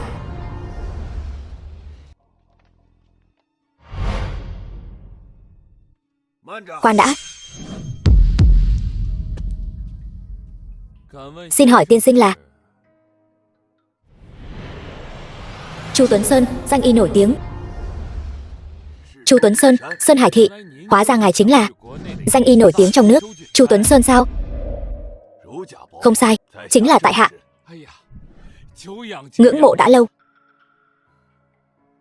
Dạo trước cậu phái người tìm tôi, đúng lúc tôi không ở nhà. May mà tôi đến kịp lúc, mới có thể đuổi kịp. Có Chu đại sư ở đây, xem ra bệnh tình của cha tôi coi như ổn rồi. Người trẻ tuổi nói năng chớ có quá lời. Phải biết rằng núi cao còn có núi cao hơn. Trên tôi vẫn còn rất nhiều cao nhân. Đúng vậy.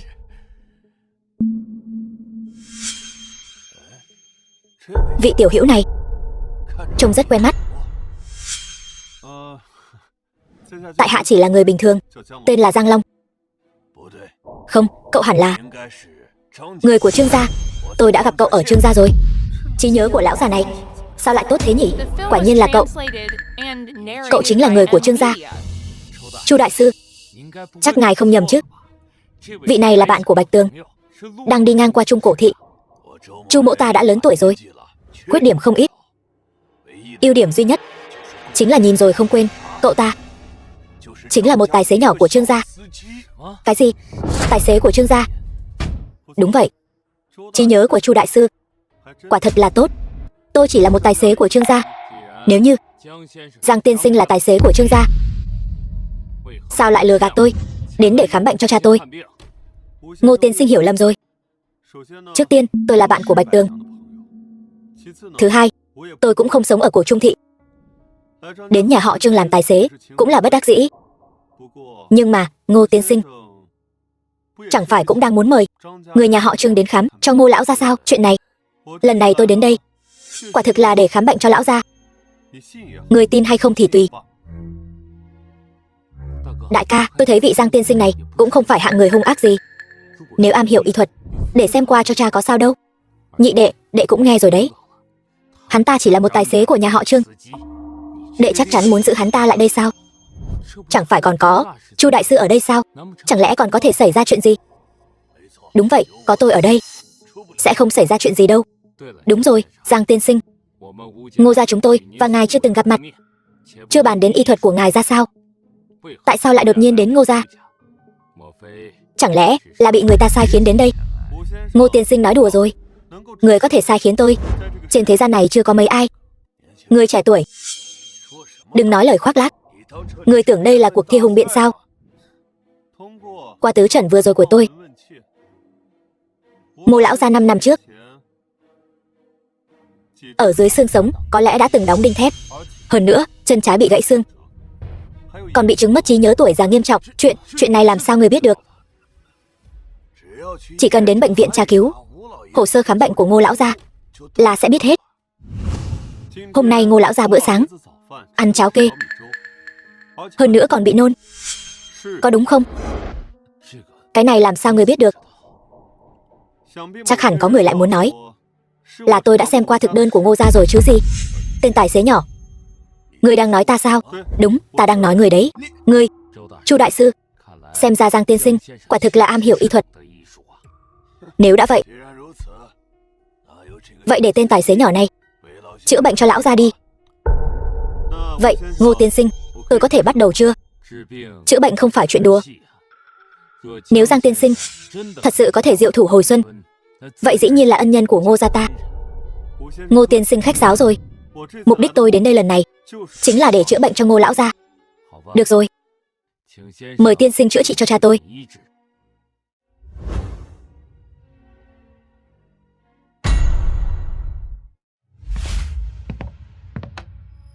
Hoắc tiên sinh, ngài tìm tôi. Trang Khuê, chuyện đại hội y thuật chuẩn bị đến đâu rồi? Trang Khuê, hội trưởng quốc tập hội đã thông báo xuống hết rồi. Hoắc tiên sinh, còn gì cần sắp xếp nữa không? Theo tôi được biết, thứ tôi muốn tìm nằm ngay tại Trương gia và Lăng gia. Tôi nghĩ với chuyện đại hội y thuật này, khuấy nước cho đục. Đến lúc đó mới có cơ hội ra tay. Cái này cụ thể phải làm thế nào? Vu oan giá họa, ngồi trên núi xem hổ đấu. Giang y sinh khám bệnh, sao lại còn không cho người ta xem vậy? Đây đâu phải như trước. Một tài xế nhỏ thì biết xem cái gì? Những gì anh ta vừa nói chẳng qua là mèo mù vớ cá rán, đoán đại cũng không chừng. Tôi thấy không thể nào. Dù sao người ta cũng đơn thương độc mã đến nhà họ Ngô chúng ta, nói là để khám bệnh cho lão gia, chắc chắn là có bản lĩnh thật. Cậu như vậy là đang đem tính mạng của lão gia đánh cược vào tay một tài xế nhỏ sao? Vị đại sư này, nếu đổi lại là ngài khám bệnh cho cha tôi thì có bao nhiêu phần nắm chắc Bệnh tình của lão tiên sinh tôi đã rõ. Theo tôi quan sát khí sắc của ông ấy, không phải là bệnh nan y. Nếu tôi chữa trị, một ngày là tỉnh lại, 3 ngày là có thể xuống giường. Những y sư trước đây đều không dám đảm bảo như vậy. Xem ra Chu đại sư quả thật là thần y. Còn tài xế nhỏ đó, nếu trong vòng 3 ngày có thể khiến lão gia tỉnh lại, tôi nguyện bái anh ta làm thầy. Chu đại sư, chuyện bái sư, Giang mỗ tôi nào dám nhận. Cha, người tỉnh rồi. May nhờ có tiểu huynh đệ diệu thủ hồi xuân, cha thấy khỏe hơn nhiều rồi. Ngô đại ca, lão gia mới vừa hồi phục, dạ dày còn hơi khó chịu, cần người hầm cháo xương cho ông ấy. Được, tôi đi sắp xếp ngay. Giang tiên sinh, không, Giang đại sư, trước đây tôi có chỗ mạo phạm, mong ngài lượng thứ. Giờ cha tôi đã tỉnh lại rồi. Vậy ngài dĩ nhiên là ân nhân của nhà họ Ngô chúng tôi. Ngô đại ca khách sáo rồi. Những gì tôi nói với anh trước đây đều là sự thật. Tôi và Bạch Tường là bạn bè. Hơn nữa lần này đến đây chính là để chữa khỏi bệnh cho lão gia. Chuyện này chẳng lẽ Giang tiên sinh và nhà họ Ngô chúng tôi? Được rồi, Đào Nhi, Giang tiểu hữu chữa bệnh cho cha là vì một chuyện. Cha nhớ lại chuyện trước đây rồi sao? Khi tôi chữa bệnh cho lão gia, đã tạm thời chữa khỏi chứng mất trí nhớ của ông ấy, về sau sẽ dần dần hồi phục. Vậy thì thật sự cảm ơn cậu. Vị tiểu tài xế này, không, Giang đại sư chữa bệnh cho lão gia là vì chuyện gì vậy? Thật ra tôi là vì chuyện năm xưa, nguyên nhân Trương Nhất chỉ mất mạng. Được lắm Giang Long, người quả là do họ Trương phải đến quấy rối. Đào Nhi, chuyện năm xưa cha đã giải thích với nhà họ Trương rồi. Tiểu huynh đệ, nếu thật sự là do nhà họ Trương phải đến quấy rối, thì cứ việc đi hỏi nhà họ Trương, cần gì phải vòng vo Tam Quốc đến đây cứu cha chứ? Chuyện này Trương Nhất chỉ mất mạng có liên quan đến một cuốn sách. Sách gì? Nhà ta họ Ngô và nhà họ Trương vẫn luôn có quan hệ mật thiết. Ta và lão già Trương Nhất chỉ là bạn chí cốt.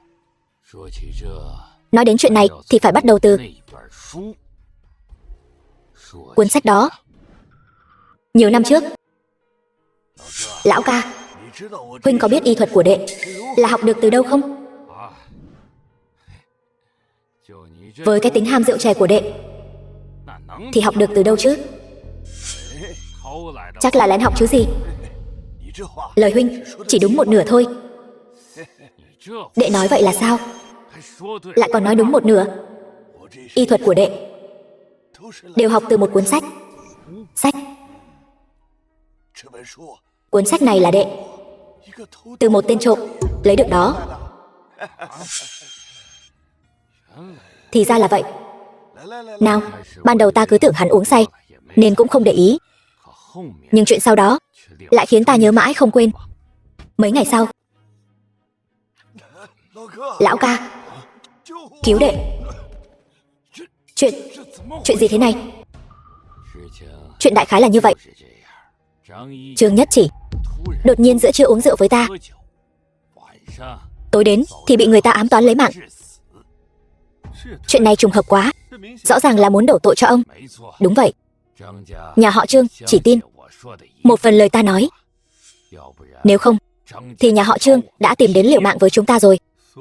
Vậy nên lúc nãy ngài nói năm xưa Trương Nhất chỉ học được y thuật từ một cuốn sách. Trương Nhất chỉ nói ra lúc say rượu. Vậy nên ông ta mất mạng cũng có thể có liên quan đến cuốn sách này. Ta cũng đoán như vậy. Được, giờ ta đã biết Trương Nhất chỉ mất như thế nào rồi. Vậy tại hạ xin cáo từ. Tiểu huynh đệ, vừa rồi cậu cứu ta một mạng, giờ lại muốn đi ngay, ta thấy áy náy lắm.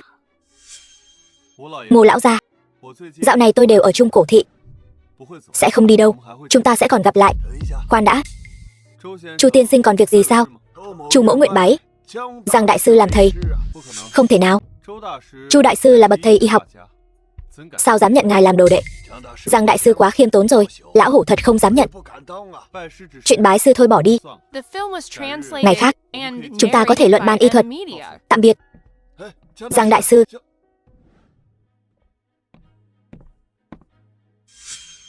Hôm nay đi đâu vậy? Không phải đã nói với cô rồi sao? Xử lý chút việc riêng. Việc riêng? Là đi đến nhà họ Ngô uống trà phải không? Cô theo dõi tôi. Tôi đây là quan tâm chất lượng cuộc sống của thuộc hạ. Hơn nữa, anh rõ ràng biết Trương gia và Ngô gia từ trước đến nay không qua lại, anh còn chạy đến nhà bọn họ. Anh có ý gì? Anh có phải muốn phản bội theo địch không? Phản bội theo địch? Trương tiểu thư, cái nồi này có hơi to rồi đấy. Ta không gánh nổi đâu. Anh hôm nay tốt nhất hãy nói rõ chuyện này cho tôi. Nếu không chúng ta không xong đâu. Tôi nói thật, cô dám tin không? Tôi tự có phán đoán của mình. Thật ra thì tôi chính là đến nhà họ Ngô chữa bệnh cho lão gia tử thôi, không có gì khác. Tôi muốn biết nguyên nhân. Cứu một mạng người hơn xây 7 tòa tháp. Huống hộ Trương gia các cô chẳng phải cũng có cái quy tắc hành y này sao? Tiểu thư, không xong rồi, xảy ra chuyện rồi.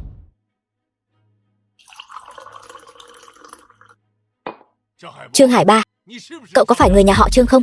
Tam thúc, tôi cũng chưa bị tổ tông đuổi ra khỏi từ đường. Sao lại không phải người nhà họ Trương? Trình độ y thuật của cậu thế nào? Trong lòng cậu không biết sao? Tại sao phải tranh giành cuộc thi y thuật với Thiến Thiến? Tam thúc, thúc xem, tôi cũng là một phần tử của gia tộc. Không cho tôi tham gia cuộc thi cũng được. Tôi hiện đang có một dự án. Rót vốn cho tôi 2 tỷ. Giúp đỡ chút. 2 tỷ. Sao ngươi không đi tranh cử tổng thống Mỹ đi? Những chuyện này có thể để sau. Việc trước mắt quan trọng hơn. Thúc mau chóng đưa cho tôi đi. Tôi đang cần gấp để làm dự án. Cút. Gọi ông một tiếng Tam thúc là tôi nể mặt ông đấy. Đừng quá tự coi trọng mình. Trương Hải Ba, người rốt cuộc muốn làm gì? Làm gì? Lão già, hôm nay nếu ngươi không đưa tiền cho ta, ta sẽ quăng ngươi xuống từ đây. Ngươi, Trương Hải Ba, ngươi dám? Đàn bà dám đánh ta? Đau. Ngươi buông ta ra. Tên tài xế thối tha này. Nói ai thối? Nói chính ta. Buông ra đi. Tên nhóc, ta nhớ kỹ ngươi rồi đấy. Sau này đừng để ta tóm được ngươi. Được, ta đợi ngươi. Tam thúc, người không sao chứ? May mà hai người đến kịp thời. Nếu không thật sự xảy ra chuyện rồi. Cái tên Trương Hải Ba này, trước đây hắn không phải như vậy. Người ta sẽ thay đổi. Chỉ là không ngờ hắn đã thay đổi như thế này. Thiến Thiến, cuộc thi y thuật sắp được tổ chức. Con cũng về chuẩn bị đi. Vâng, Tam thúc. Các người muốn làm gì? Trương tiểu thư, đi theo chúng tôi một chuyến.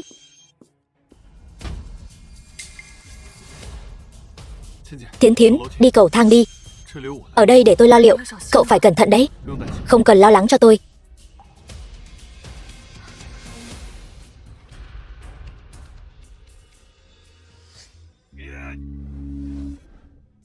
Lần này tham gia cuộc so tài y thuật có những thí sinh là Lăng Gia, Lăng Thu. Được. Tốt lắm. Tốt. Phạm Gia, Phạm Tử Dương. Còn có một người là không thuộc cổ võ thế gia, nhân tài xuất sắc của giới y học, Trang Đống.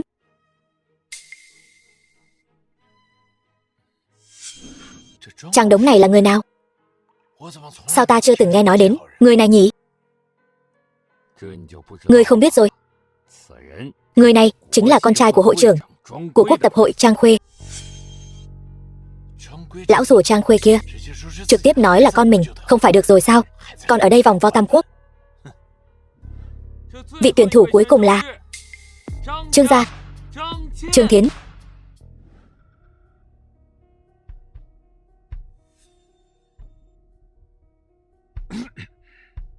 Trương tiểu thư có thể có việc bận, nhưng không sao. Chúng ta đợi một lát. Trương gia này ra vẻ ta đây lắm. Để tất cả mọi người trong hội trường đợi một mình cô ta. Xem cuộc thi y thuật như trò đùa. E là y thuật cũng chẳng ra gì.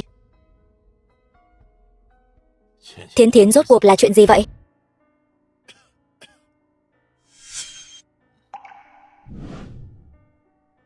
Đúng, mọi người, người của Trương gia này thật sự quá kiêu ngạo.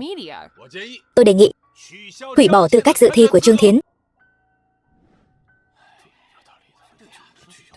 Đúng, hủy bỏ đi, tôi đồng ý hủy bỏ tư cách của Trương Thiến.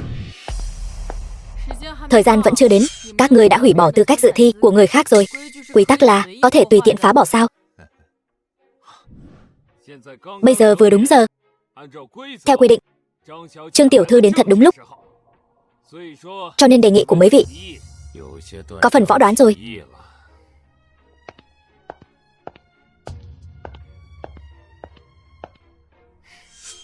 Tam thúc, cuộc thi lần này, từ tổng cương y thuật Trung Hoa, từ những kiến thức lớn đến những chi tiết nhỏ, cuộc thi được chia thành 3 giai đoạn.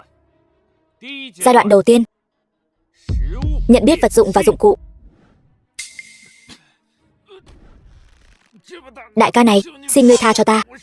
Ta còn mẹ già 80 tuổi. Thôi đi, bớt ở đây, nói nhảm đi. Nói cho ta biết, kẻ chủ mưu là ai? Là người Trương gia nội chiến, không liên quan đến chúng ta. Nói rõ cho ta. Là Trương Hải Ba. Trương Hải Ba. Lại là tên khốn này, ta sẽ không tha cho hắn.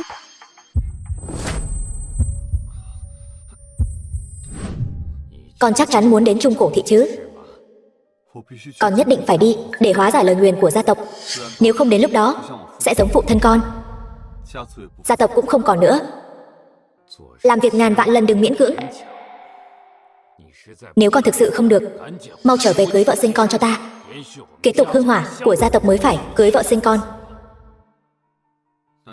Chẳng lẽ con để họ đang còn trẻ đã yểu mạnh sao?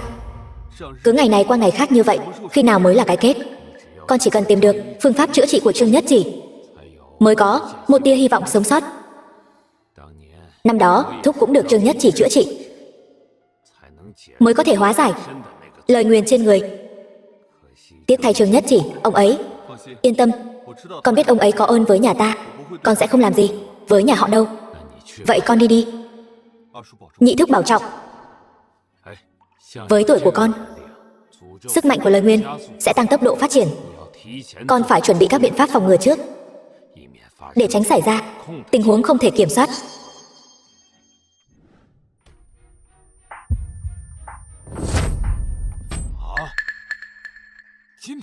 Thằng mới giao hôm nay, 2 thằng nhóc mang tới là nam, trông có vẻ cường tráng, rất tốt. Cái gì? Bây giờ muốn luôn? Người vừa mới được đưa đến mà. Tôi còn chưa kịp xét nghiệm nhóm máu nữa, cần gì phải gấp thế? Được rồi, người đợi đã.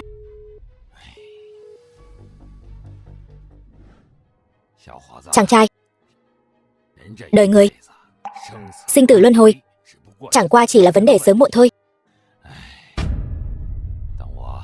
Đợi ta kiểm tra nhóm máu cho ngươi, lấy đồ ra, ngươi sẽ siêu thoát, đầu thai vào kiếp tốt nhé. Sao có thể? Máu của ngươi màu vàng kim.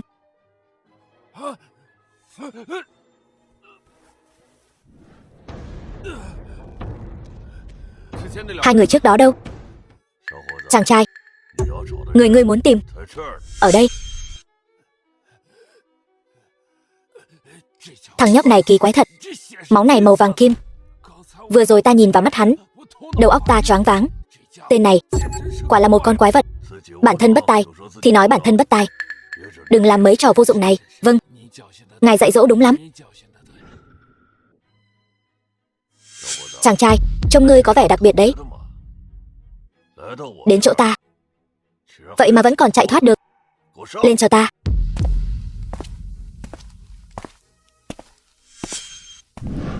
Bạn học cũ.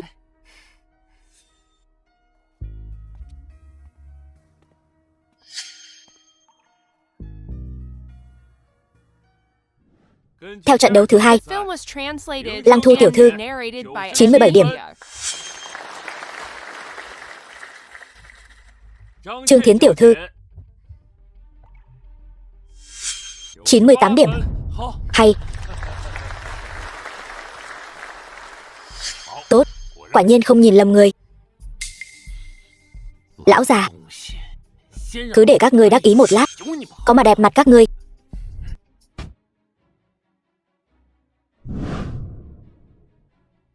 Bát gia, khá ngông cuồng đấy. Đại gia, chúng tôi kiếm miếng cơm manh áo, buôn bán nội tạng người cũng gọi là kiếm miếng cơm manh áo. Chúng tôi cũng thực sự bất lực. Ngài xem người như tôi, sao có thể thao túng được chuỗi sản nghiệp lớn như vậy? Nhìn bộ dạng tên này, chắc là không nói dối. Hôm nay đã gặp được rồi, tôi phải làm cho rõ chuyện này. Ngài hãy đại nhân đại lượng, coi tôi như rác mà bỏ qua đi.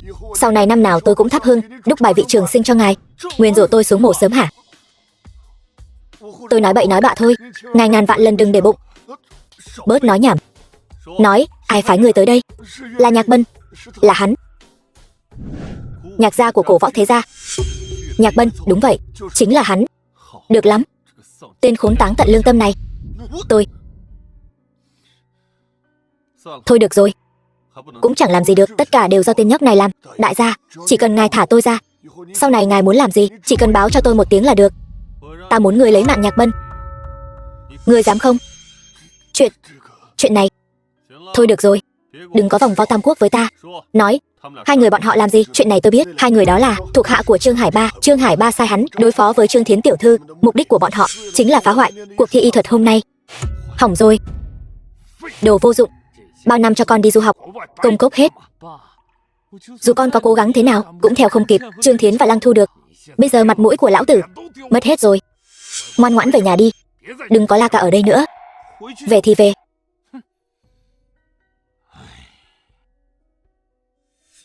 Giờ đã vào chung kết, chính là Trương Thiến tiểu thư của Trương gia và Lăng Thu tiểu thư của Lăng gia. Cuộc so tài y thuật này đã đủ hấp dẫn rồi. Không ngờ cả hai đều tinh thông huyền ti trần mạch, đã thất truyền từ lâu, thật khiến người ta kinh ngạc.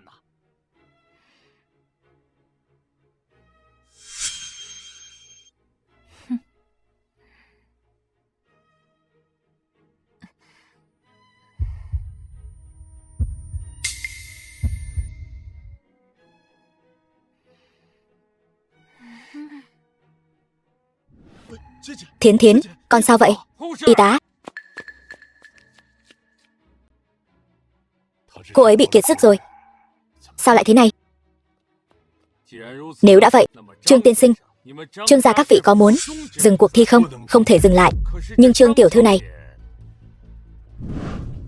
Vậy thì dùng ghi chép chẩn đoán này của Trương Thiến để quyết định. Tôi đồng ý với quyết định của Trương tiên sinh. Mọi người đều đã nói vậy rồi.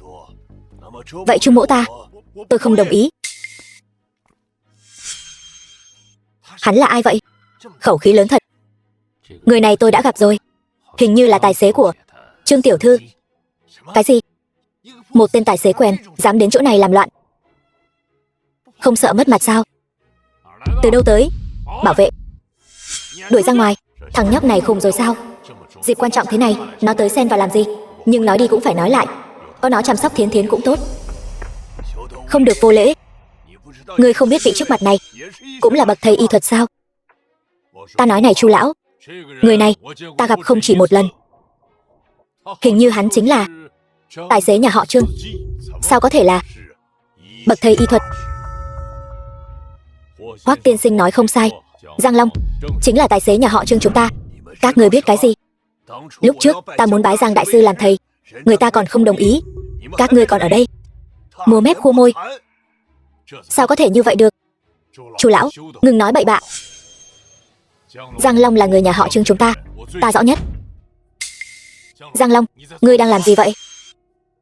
Nếu ta tới trễ một chút nữa, Thiến Thiến đã là một cái xác rồi. Ngươi nói bậy bạ gì vậy? Cô ấy chỉ là lao lực quá độ thôi.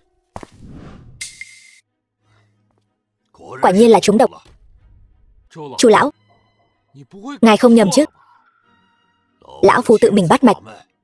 Ngươi là đang nghi ngờ y thuật của lão phu, Trang Khuê. Rốt cuộc là chuyện gì xảy ra, ta làm sao biết được? Đây là địa bàn của ngươi, việc tổ chức sự kiện đều do ngươi toàn quyền phụ trách.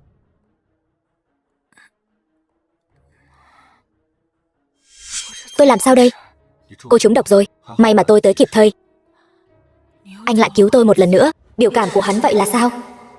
Là chê ta hay là cảm thấy địa vị của hắn không xứng với ta? Giờ Trương tiểu thư đã tỉnh rồi, vậy cuộc thi tiếp tục.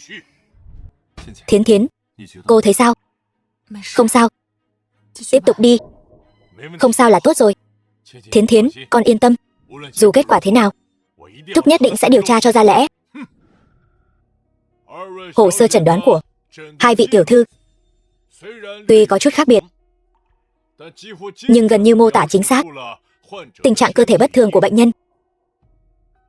Tuy nhiên, nếu nhất định phải phân rõ cao thấp.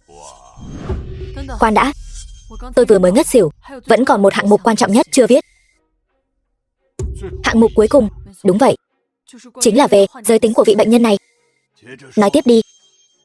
Vị bệnh nhân này là nữ và đang mang thai. Hẳn là thai song sinh. Sao có thể như vậy? Người vừa nãy rõ ràng thân cường thể tráng, dương khí thịnh vượng. Sao có thể là nữ? Y thuật nhà họ Trương quả nhiên tuyệt thế vô song. Đúng vậy, bệnh nhân vừa rồi chính là cô gái mang thai đôi. Ta tuyên bố, quán quân của cuộc thi lần này là Trương Thiến của Trương gia. Tốt. Hay lắm. Giang Long, hôm nay nhờ có cậu. Nếu không, Thiến Thiến đã gặp nguy hiểm rồi. Tôi chỉ tình cờ đến đúng lúc thôi. Đúng rồi Giang đại ca, những người chặn chúng ta sáng nay là làm gì vậy? Đó là người của Trương Hải Ba. Cái gì? Là hắn ta sao? Vậy chất độc trên người tôi cũng có liên quan đến hắn ta sao? Điều này vẫn chưa chắc chắn. Phải hỏi hắn ta mới biết được. Tên khốn kiếp này vẫn chưa từ bỏ ý định. Sau khi trở về sẽ xóa bỏ tông tịch của hắn. Chỉ là tôi đang nghĩ, một cuộc thi nghiêm ngặt như vậy, sao lại có người hạ độc được? Điều này tôi thật sự không hiểu nổi. Ý anh là, chẳng lẽ còn có người khác nữa sao? Đáng lẽ ra, hội trường nghiêm ngặt như vậy, sao lại để người ta lọt lưới được? Tôi sẽ về điều tra từ từ. Đúng rồi Giang Long, y thuật của cậu học ở đâu vậy? Từ nhỏ tôi đã mắc một chứng bệnh lạ. Vì không thể chữa khỏi, nên tôi tự học y thuật. Chẳng trách, anh đã nói rằng bệnh của Ngô lão gia là do anh chữa khỏi. Tôi còn không tin, hóa ra là thật. Bệnh của lão Ngô gia là do cậu chữa khỏi. Tiêu rồi, sao tôi lại nói ra chuyện này rồi? Là tôi làm. Cậu là người của Trương gia mà. Cậu làm vậy, có nghĩ đến hậu quả không? Ông nói, việc tôi chữa bệnh cho Ngô lão gia là phạm vào điều cấm kỵ của Trương gia. Vậy tôi có thể rời đi. Đừng tưởng cậu cứu Thiến Thiến là tôi sẽ nể nang gì. Từ hôm nay trở đi, cậu không cần đến Trương gia nữa. Tam thúc, đừng như vậy. Giang đại ca cũng chỉ là xuất phát từ lòng tốt. Thiến Thiến, chuyện này liên quan đến thể diện của Trương gia chúng ta. Trương gia và Ngô gia không thể nào là bằng hữu. Cậu ta, một tài xế nho nhỏ, lại đi chữa bệnh cho người khác, còn chữa khỏi cho kẻ thù của Trương gia chúng ta. Nếu đã như vậy, trước đó đã làm phiền rồi. Khoan đã, từ khi cha mẹ tôi mất, chưa có ai tốt với tôi như cậu. Đừng đi được không? Thiến Thiến, cô khác với tôi. Cô còn cả một con đường rộng mở phía trước. Nhưng tôi biết anh đang nghĩ gì. Anh nghĩ rằng thân phận chúng ta không tương xứng, không xứng với tôi. Tôi không có ý đó. Ý tôi là, thôi bỏ đi. Chúng ta hãy tự bảo trọng nhé. Anh đi đi. Đi rồi thì đừng bao giờ quay trở lại nữa.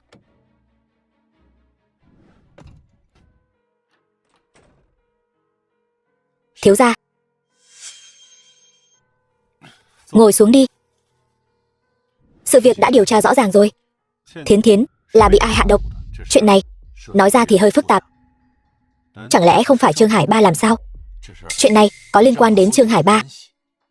Nhưng mà thứ độc này là được hạ vào cái này. Huyền ti trần mạch. Đúng vậy. Lúc đó Trương tiểu thư đang chẩn đoán dùng sợi tơ này thì bị người ta hạ kịch độc. Là ai hạ độc? Không làm hại người chẩn đoán, chỉ có Trang Khuê mới làm được. Đúng vậy. Nhưng hắn vì sao lại hạ độc, hại Thiến Thiến? Thiếu gia, ngài hãy nghĩ ngược lại xem. Nếu Trương tiểu thư bỏ mạng ở hội trường, vậy thì Trương gia, người đầu tiên họ nghi ngờ sẽ là ai? Lăng gia. Phải. Chẳng lẽ bọn họ muốn Trương gia và Lăng gia nổi lên sóng gió, Hẳn là như vậy. Cái tên bát gia kia thì sao, thiếu gia? Tên bát gia này không như chúng ta thấy bên ngoài đơn giản vậy đâu. Hắn hình như là cao thủ. Là cao thủ. Chẳng lẽ lúc đó tôi cũng trúng kế của hắn? Cái này khó nói. Còn gì đặc biệt nữa không? Trước đây tôi phải anh em Bạch Long hội đi thử thân thủ của hắn. 3 cao thủ nhất đẳng đều bị hắn đánh bị thương, suýt nữa không thoát ra được. Trước đó tôi chính là bị hắn lừa như vậy. Hẳn là vậy. Nếu vậy thì lúc trước hắn nói về tên Nhạc Bân kia có phải là thật không?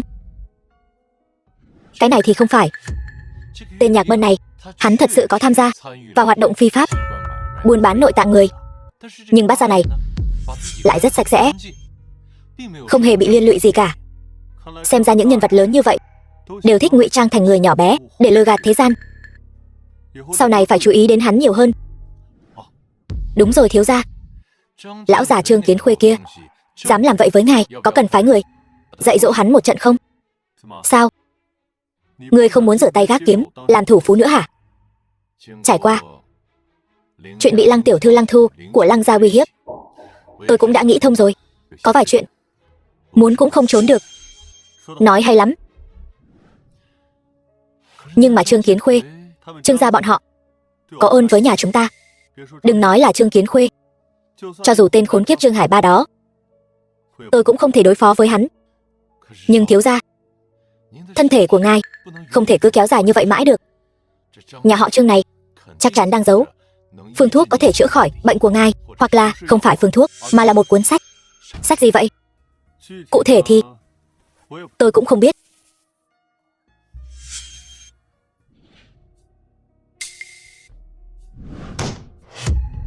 Bọn họ làm việc kiểu gì vậy?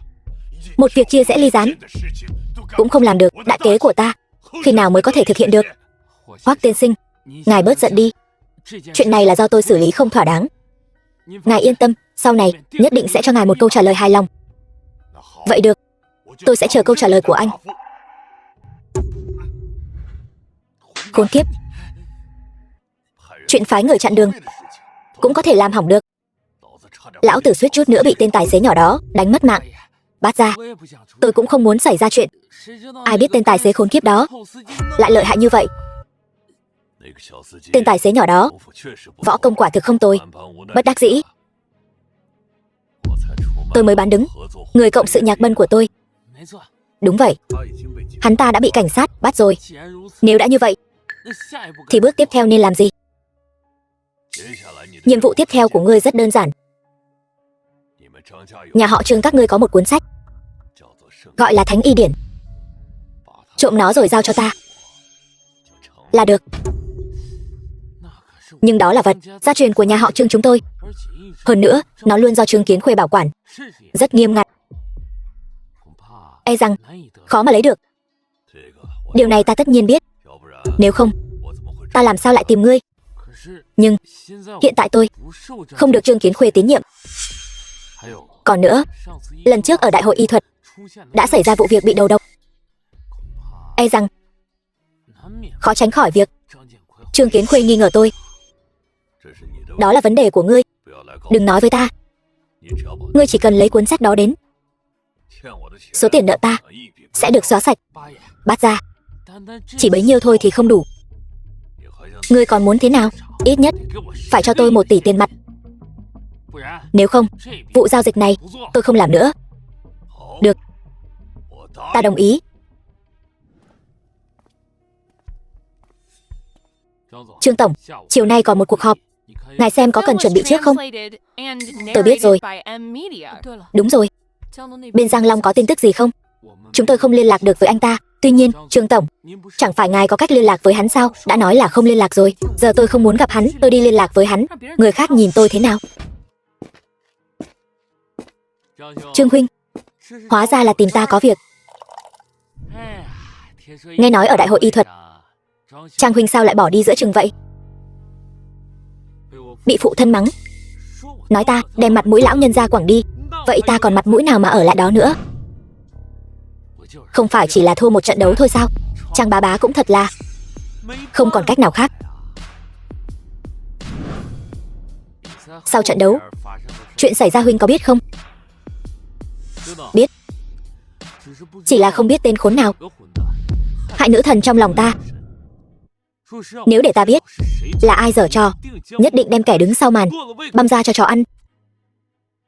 Bất kể là ai làm, chuyện cũng đã qua rồi. Chúng ta phải nhìn về phía trước. Phải. Chỉ là Trương huynh sẽ không thật sự mời ta ra ngoài uống trà chứ? Đương nhiên là không rồi. Vậy ta đây xin rửa tai lắng nghe. Huynh thích em họ của ta là chuyện ai cũng biết. Chỉ là để tên tiểu tài xế đó hất tay trên một bước. Thiên Thiến cũng là bị tên tiểu tử nghèo đó mê hoặc rồi. Chuyện này ta biết. Ta cũng đang vì chuyện này mà lo lắng đây. Ta vừa mới nhận được tin tên tiểu tài xế đó đã bị tam thúc của ta đuổi ra khỏi Trương gia rồi. Đây chính là cơ hội tốt đấy. Trương huynh đây là nguyện ý giúp ta có được Thiến Thiến sao?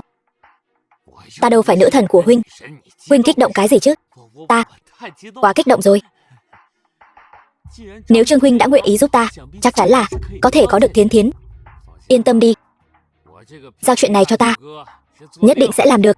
Chỉ là Thiến Thiến dường như đối với ta hình như không có hảo cảm gì. Phải làm thế nào đây? Huynh và Thiến Thiến không phải là bạn học cũ sao? Chuyện này có thể thực hiện được đấy. Ý của huynh là để ta tổ chức họp lớp sao? Đến lúc đó ta sẽ sắp xếp người giúp huynh. Được. Thiếu gia, theo điều tra của tôi, bát gia này hình như có liên quan đến tổ chức sát thủ Ma Vân. Chẳng lẽ là cái tổ chức Ma Vân khét tiếng trên thế giới? Bát gia này không đơn giản đâu. Nhưng mà tổ chức Ma Vân sao lại xuất hiện ở Trung Cổ Thị được? Chẳng lẽ cũng là vì cuốn sách đó sao? Không loại trừ khả năng này. Người nhất định phải theo dõi sát sao động tĩnh của bọn chúng, bảo vệ tốt sự an toàn của mình. Vâng.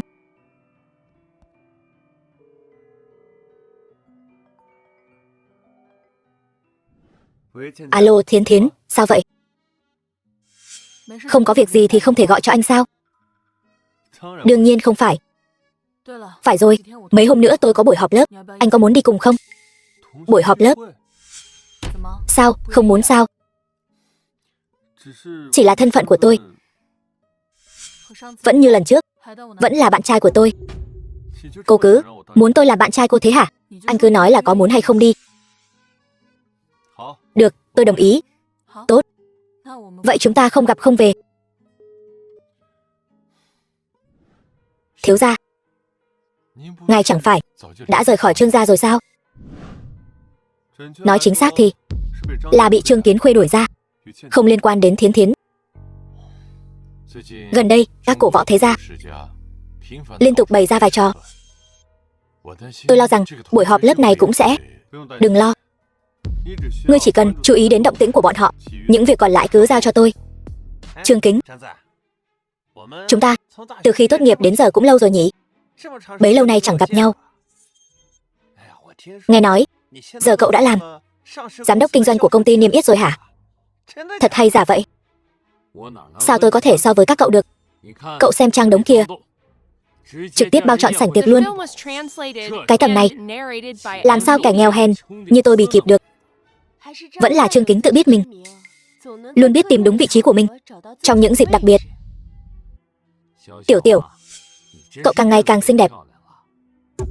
Nhìn cái bộ dạng móc mỉa của cậu kia, tôi xinh đẹp thế này, sao chưa thấy cậu theo đuổi tôi vậy?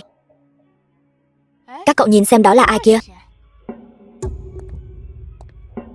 Các bạn học, mấy năm nay mọi người thế nào rồi? Vẫn là hoa khôi, nhìn đã mắt nhất. Đời Vương Hạc Minh này, được làm bạn học với Trương Thiến, chuyện này khoe khoang cả đời cũng được. Nói thừa quá, ai thấy cũng phải nói vậy thôi. Chẳng phải dựa vào năng lực của mình đầu thai đúng chỗ thôi mà. Lương Tiểu Mai, không phải anh em muốn dìm hàng cậu đâu. Tôi luôn muốn đầu thai làm người này, nhưng lại không có phúc phần đó. Mình là thiên nga hay cóc ghẻ, người ta đều đã có số phận cả rồi. Phải nói là đầu thai cũng là một kỹ thuật đấy.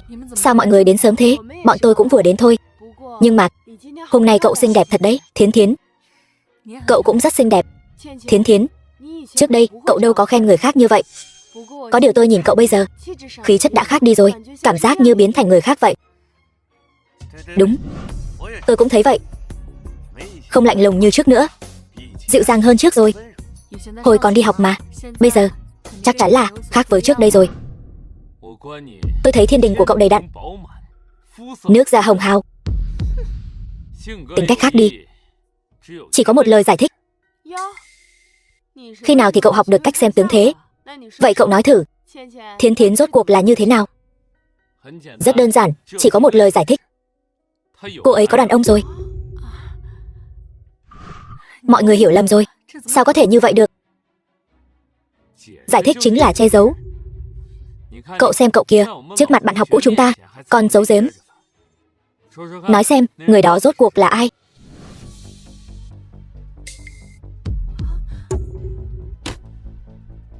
Trang Đống chắc sẽ không cầu hôn tôi đâu.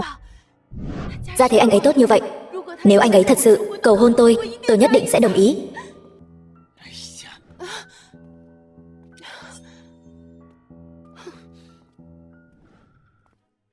Thiến Thiến, từ khi anh tốt nghiệp đại học đến giờ, anh lúc nào cũng nghĩ đến em. Anh biết em rất ưu tú, tuy em có chút khó chịu với anh, nhưng anh muốn nói là anh thật sự rất thích em. Đồng ý đi, đồng ý đi. Hồ ly tinh, đồng ý đi, đi đến đâu cũng mang theo mùi lẳng lơ. Trang Đống, hôm nay là họp lớp mà. Cậu làm trò này là có ý gì? Tôi thật lòng với em mà. Nói thật với cậu, tôi căn bản không có cảm giác gì với cậu. Tại sao vậy? Gia thế của tôi, địa vị của tôi, năng lực của tôi, điểm nào không phải là nổi bật? Điểm nào chứ? Phiền tránh đường một chút. Tên bồi bàn nhà cậu, chán sống rồi hả? Điên rồi sao? Anh bồi bàn đẹp trai quá, đúng gu tôi rồi. Lương Tiểu Mai, cậu có thể nào có chút tố chất không? Thấy trai đẹp là muốn chiếm lấy người ta, còn bôi nhọ bà đây nữa. Coi chừng tôi xé nát miệng cậu. Cậu là tên tài xế nhỏ đó phải không?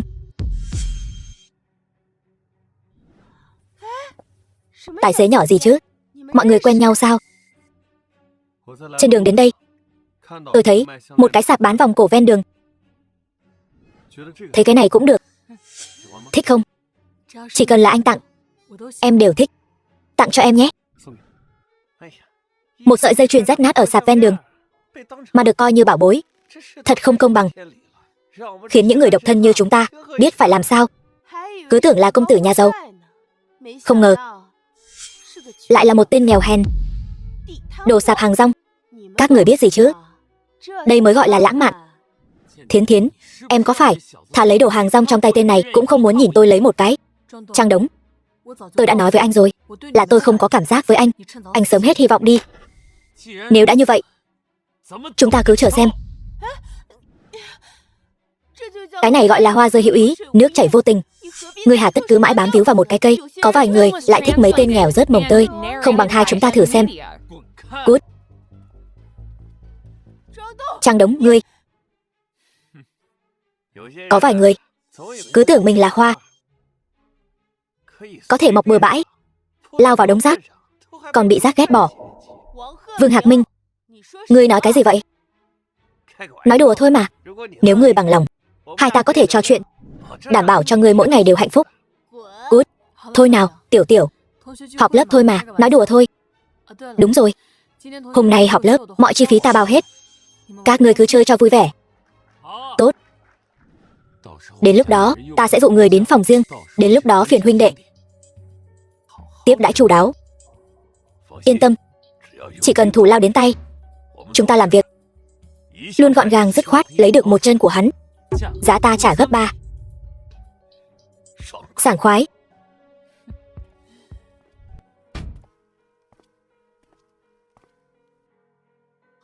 Được lắm, lão già. Đồ giấu kỹ thật đấy. Những chỗ khác trong nhà đều đã tìm rồi, không có ở trong nhà. Tổ trạch cũng đã tìm rồi, cả văn phòng của Trương Tiến Khuê nữa.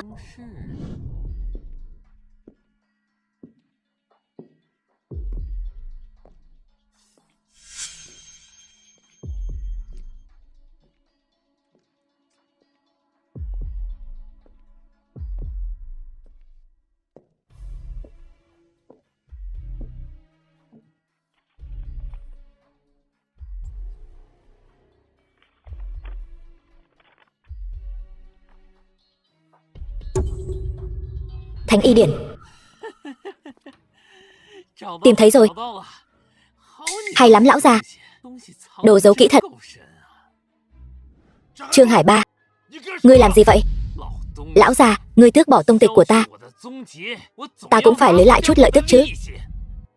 Thánh y điển. Đặt sách xuống. Đồ đã nằm trong tay ta rồi. Sao có thể trả lại được? Biết điều một chút, nếu không ta sẽ cho ngươi đẹp mặt. Nói, trong đại hội y thuật, chuyện Thiến Thiến trúng độc, có phải ngươi làm không? Đúng vậy. Nếu không phải tên tài xế nhỏ đó cứ phá hoại chuyện tốt của ta, ta đã sớm lấy mạng con đàn bà đó rồi. Xuống mổ đi.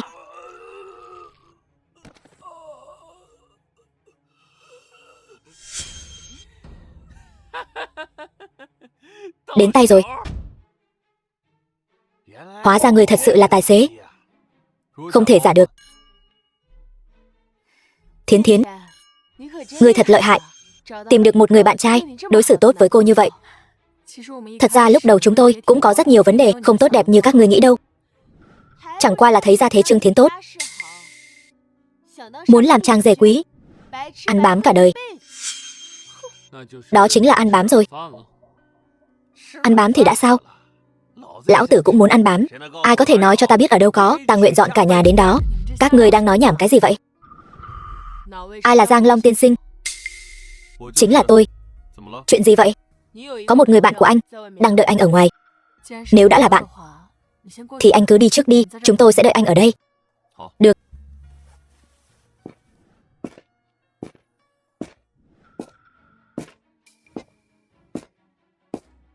Đã mang người đến rồi. Là ngươi. Tìm ta có việc gì? Nhãi lái xe. Hôm nay ta sẽ cho ngươi lên đường cho rõ. Dám đắc tội với Trang Đống ta, lão tử hôm nay sẽ lấy một chân của ngươi. Ngươi nghĩ như vậy là có thể trị được ta sao? Ngươi đã bị ta bắt rồi. Ngươi còn tưởng dựa vào bản thân có thể lật ngược tình thế được sao? Ngươi cũng quá ngây thơ rồi. Nhãi lái xe. Ngươi chưa bị trị sao? Là người của ngươi quá yếu.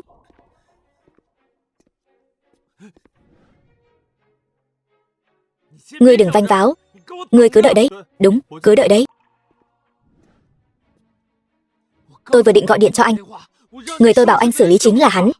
Đánh gãy một chân của hắn cho tôi trả cho anh gấp 10 lần thù lao. Gấp 10 lần đấy, gấp 10 sao? Anh đúng là điên rồi. Đánh tôi làm gì?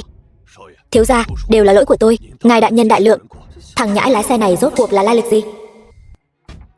Bạch Tường không nói cho anh. Không được ức hiếp người lương thiện sao? Thôi, lần này bỏ qua đi. Lần sau cẩn thận đấy, thiếu gia. Hắn. Tôi luôn cảm thấy buổi họp mặt hôm nay rất kỳ lạ. Anh đi hỏi xem, hắn ta rốt cuộc muốn làm gì? Vâng, thiếu gia. Nếu hắn ta dám không nói, hôm nay tôi sẽ đánh gãy chân hắn ta. Không phải, anh muốn làm gì? Đi mau. Không phải. Tôi nói hết. Tôi nói hết.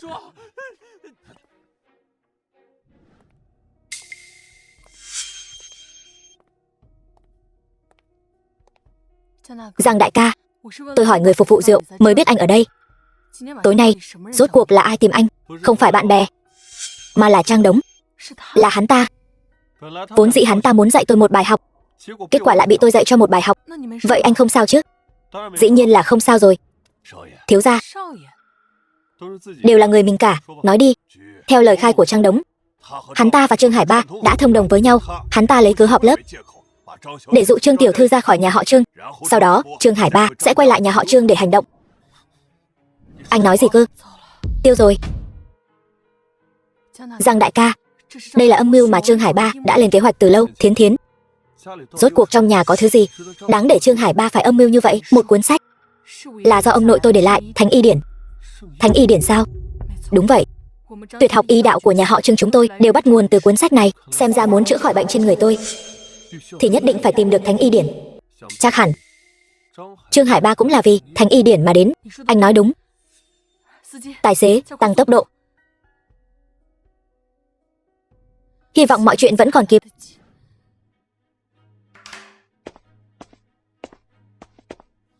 Tam thúc à? Tam thúc, chuyện này là sao? Là Trương Hải Ba làm.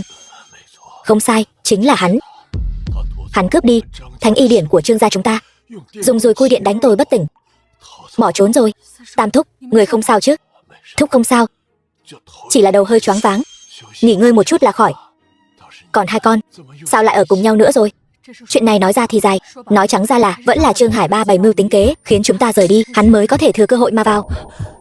Giang đại ca, Bát gia, quả nhiên là y điển, thánh y điển, làm tốt lắm. Bát gia, vì quyển sách này ta tốn không ít tâm tư. Được, số tiền ngươi nợ ta từ hôm nay xóa bỏ hết. Lời nói ra tuyệt đối đáng tin. Chẳng phải còn 1 tỷ bổ sung thêm sao? Ngươi nói cái đầu này của ta, sao ta lại quên mất chuyện này? Ngươi lại đây ta đưa thẻ cho.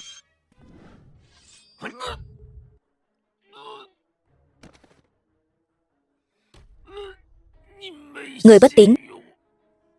Tín sao? Bản thân quá ngốc quá ngây thơ. Yên tâm mà đi đi. Tin rằng trên đường Hoàng Tuyền nhất định có không ít người bầu bạn với ngươi.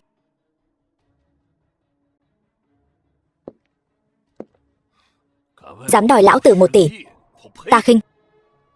Tạp chủng vẫn là tạp chủng, mãi mãi chỉ biết bò mà thôi.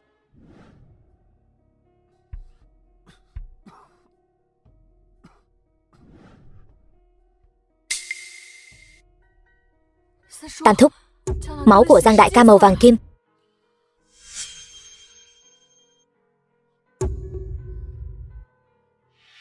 Sao vậy Tam thúc? Thiến Thiến, máu màu vàng kim này các ngươi đều thấy rồi. Rốt cuộc là chuyện gì? Thiến Thiến, 30 năm trước ông nội con đã cứu một người.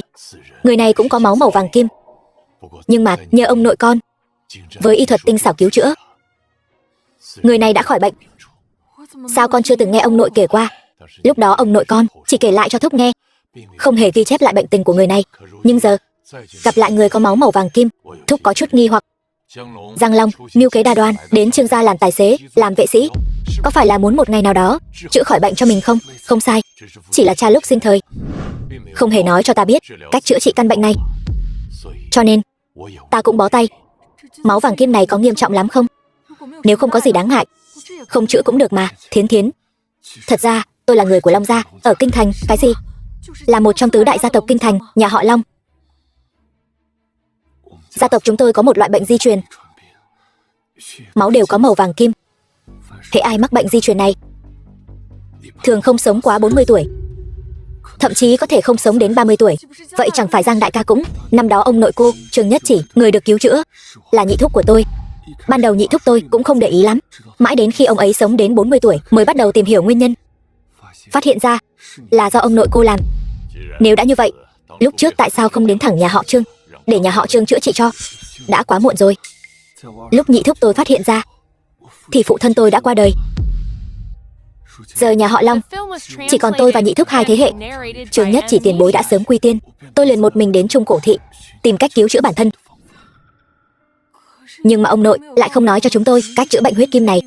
Ông nội người thông hiểu tạo hóa, y thuật siêu quần, gần một nửa kiến thức đều đến từ thánh y điển của nhà họ Trương. Thánh y điển ta cũng đã xem qua, bên trong không hề ghi chép phương pháp chữa trị căn bệnh này. Nếu đã vậy, tôi chỉ đành phó mặc cho số phận. Tuy nhiên, vẫn còn một tia hy vọng. Hy vọng gì? Tam thúc, thúc mau nói đi. Thánh y điển của nhà họ Trương chỉ là phần đầu của nhà họ Lăng. Nếu có thể lấy được phần sau của nhà họ Lăng thì bệnh của Giang Long sẽ có hy vọng. Cái gì? Nhà họ Lăng? Không sao, nhà họ Trương chúng ta và nhà họ Lăng vẫn luôn bất hòa. Nếu đã có mục tiêu, con có cách. Con có cách sao? Cứ chờ xem. Trương tiểu thư, hôm nay gọi tôi đến đây không chỉ là mời tôi uống trà chứ? Đúng vậy. Vậy cô đến để sỉ nhục tôi sao? Lăng tiểu thư hiểu lầm rồi. Tôi biết cô ở đại hội y học thua không cam tâm. Để xóa bỏ nỗi lo lắng của cô, tôi nguyện ý cùng cô đánh cược một ván nữa. Thật chứ? Tôi lại lội đường xa đến đây không phải để đùa giỡn. Sảng khoái. Nhưng nếu chúng ta cứ thế này mà so tài, không chọn thứ gì làm vật đặt cược, chẳng phải quá nhàm chán sao? Vậy cô muốn cược thế nào? Nếu cô thua thì đem tài xế của cô cược cho tôi. Thế nào? Con ngu xuẩn này lại trực tiếp đưa ra yêu cầu như vậy. Tôi cũng chỉ đành thuận nước đẩy thuyền. Vậy nếu cô thua thì sao? Nhà tôi có một cây sâm ngàn năm có thể làm vật đặt cược. Nhất ngôn ký xuất. Nhưng mà cô muốn so tài thế nào? Tôi thấy không cần phải phiền phức như vậy. Chúng ta không bằng một ván định thắng thua. Được. Để cho công bằng, chi bằng chúng ta dùng anh ta làm bệnh nhân thực tập của chúng ta. Thế nào? Các người muốn làm gì? Đừng manh động.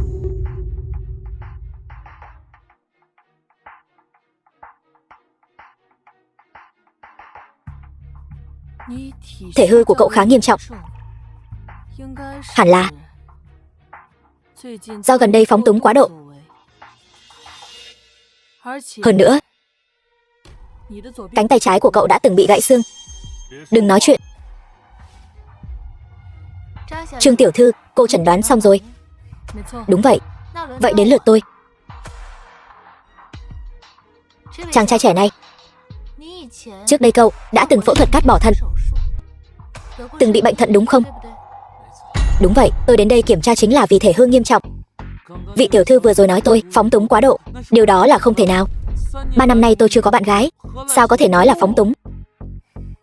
Ngoài ra, cánh tay trái của cậu chắc là bị gãy xương vào nửa năm trước. Tôi nói đúng chứ? Cô thật là thần y, nói không sai chút nào. Trương tiểu thư, xem ra cô trong cuộc thi y thuật đã phát huy vượt bậc. Tôi cam tâm tình nguyện. Tài xế của tôi thuộc về cô rồi. Tiểu huynh đệ, lần trước con gái ta đã nhắc đến cậu với ta. Nghe nói cậu trong cuộc thi y thuật cũng biểu hiện rất xuất sắc. Tại hạ từ nhỏ đã học y thuật, cũng là vô tình bước vào con đường này. Vẫn còn trẻ mà đã tài giỏi như vậy. Lý quản lý, hãy sắp xếp tiểu huynh đệ này vào nội phủ của chúng ta đi. Sau này làm tài xế cho Thu Nhi cũng tốt, có người chăm sóc. Mời.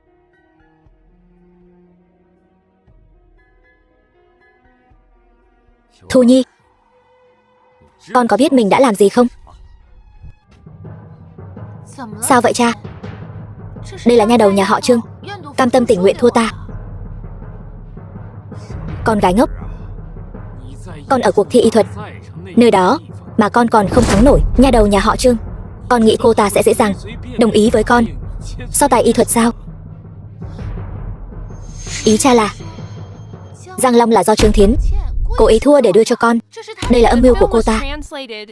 Ta thấy chắc chắn không sai đâu. Vậy mà cha còn đưa hắn về nhà. Cha đang cho hắn cơ hội. Cha muốn xem bọn họ rốt cuộc đến nhà ta muốn làm gì. Con hiểu rồi.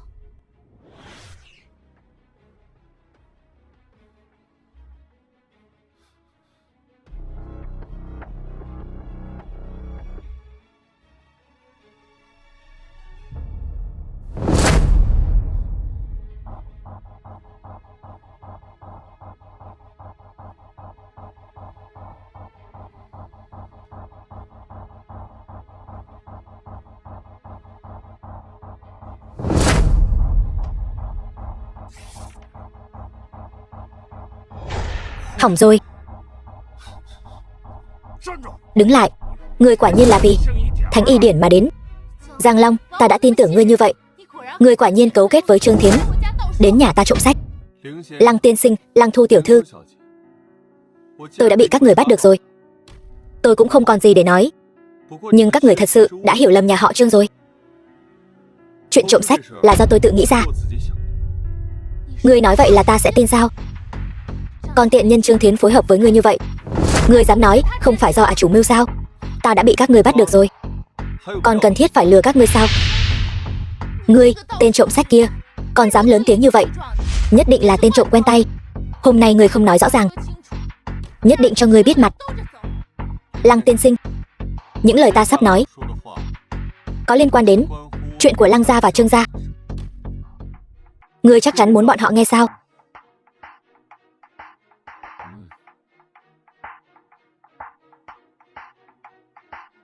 Người ta đã đi rồi.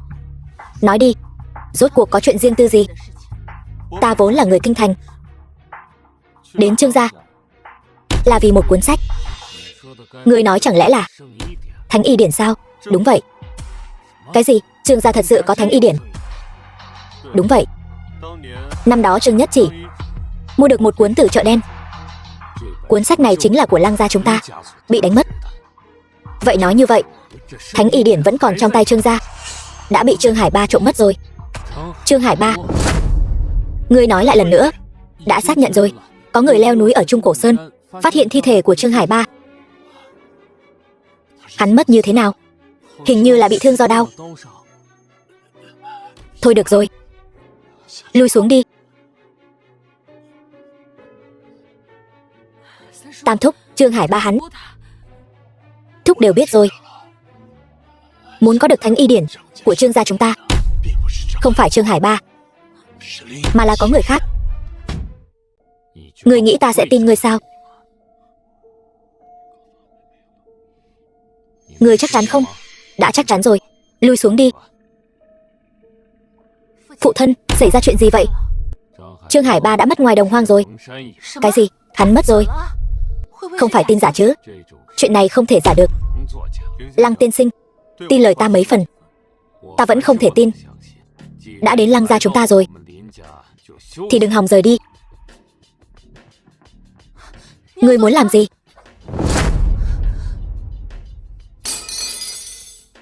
Tại sao ngươi lại tự hại mình? Huyết dịch màu vàng kim ta trà trộn vào Trương gia cũng tốt, Lăng gia cũng vậy, đều là vì muốn chữa khỏi căn bệnh này. Ngươi mắc phải bệnh kim huyết. Lăng tiên sinh biết loại bệnh này sao? Nhưng ta vẫn không thể tin. Ngươi xem thế này được không? Ta giúp các ngươi tìm cuốn Thánh Y Điển bị mất. Các ngươi hãy đem nửa bản còn lại kia cho ta, để ta chữa khỏi bệnh này. Ngươi nói xuông thế này, chúng ta dựa vào đâu mà tin ngươi? 7 ngày, ta chỉ cần 7 ngày, ta sẽ tìm được. Ngươi chắc chắn vậy sao? Đương nhiên còn cần Lăng tiên sinh giúp đỡ. Chỉ cần ngươi có thể trả Thánh Y Điển về đúng chỗ, giúp gì ta đều có thể giúp ngươi. Ta vừa nghe nói Trương Hải Ba đã lên đường rồi. Đúng vậy, xem ra người muốn có Thánh Y Điển không chỉ có mình Trương Hải Ba. Ngươi nói vậy là có ý gì? Nếu đối phương đã gấp gáp muốn Thánh Y Điển, nhà họ Lăng các ngươi liền phao tin ra ngoài, nói sách đã bị ta trộm mất rồi. Thế này lại là chuyện tốt. Dĩ nhiên, đến lúc đó còn cần sự trợ giúp hết mình của Lăng tiên sinh. Yên tâm đi, ta cũng muốn biết kẻ đứng sau màn này là ai.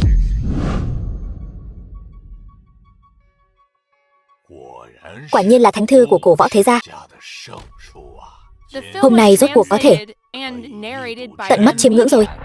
Hoắc tiên sinh, có chuyện gì mà hốt hoảng vậy? Chuyện vui trời ban. Chuyện vui gì? Vừa nhận được tin tối qua nhà họ Lăng bị trộm viếng thăm, thư khố nhà bọn họ bị trộm, cuốn hạ bộ Thánh Y Điển kia bị trộm mất rồi. Càng ngày càng thú vị rồi. Có biết là ai làm không? Chuyện này tạm thời chưa tra ra. Bất quá có một chuyện rất kỳ lạ. Chuyện gì? Nghe nói mấy hôm trước, con bé nhà họ Trương, tài xế của nó bị sa thải, lại được con bé nhà họ Lăng đưa đi. Tên tài xế nhỏ này quả nhiên không đơn giản. Ngươi đi phái người điều tra lai lịch của người này, xem hắn ta ở đâu. Đã phái người đi điều tra rồi, để Ma Vương Khâu Bát đi làm việc này. Để hắn đi sao? Vậy lại gây ra án mạng nữa rồi. Ta hiện tại không chờ được nữa rồi. Mau chóng thông báo xuống dưới. Vâng, tôi đi làm ngay. Chờ chút, còn gì cần dặn dò nữa?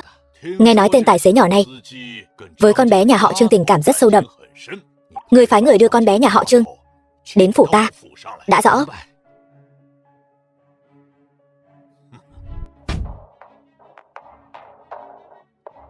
Tiên sinh, chuyển phát nhanh của ngài. Cái này ta không mua. Nói, cuốn sách đó giấu ở đâu rồi?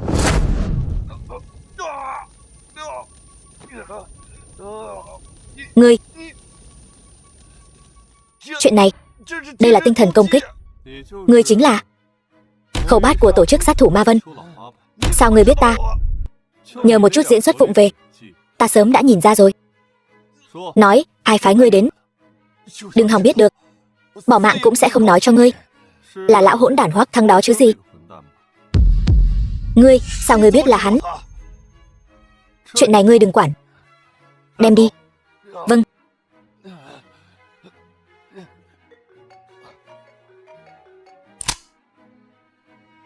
Alo, Bạch Tường, có chuyện gì vậy?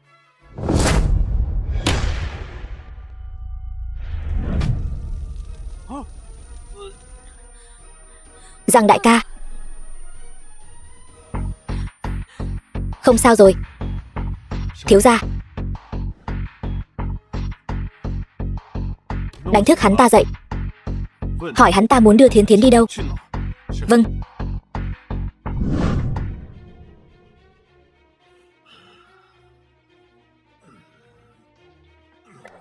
Tốt. Tốt. Ta đi xem sao.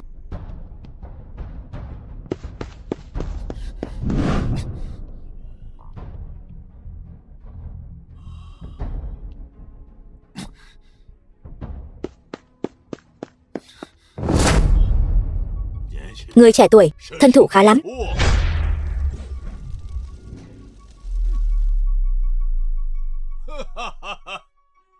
Tinh thần công kích sao? Tiếc là với lão phu vô dụng. Tiểu tử, nội lực khá đấy. Nội lực của lão già ngươi cũng không tồi. Hạ bộ của Thánh Y Điển có phải ở trên người ngươi không? Không sai. Không bằng như vậy có được không? Hai chúng ta hợp tác, lợi dụng Thánh Y Điển cả thượng lẫn hạ bộ, khai sáng một vương triều y thuật, để thế nhân tôn sùng chúng ta. Ta không có dã tâm lớn như vậy.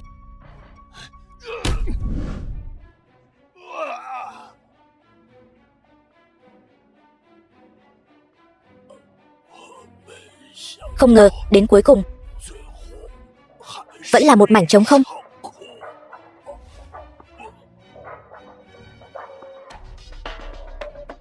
Hắn đã tự kết liễu rồi.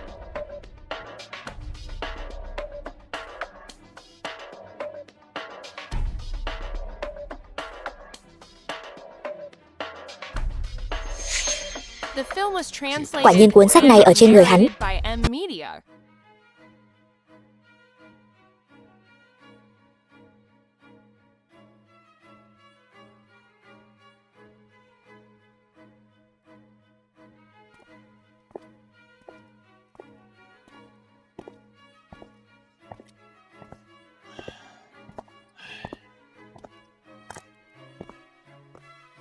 Trương huynh, có thể đừng lượn nữa được không?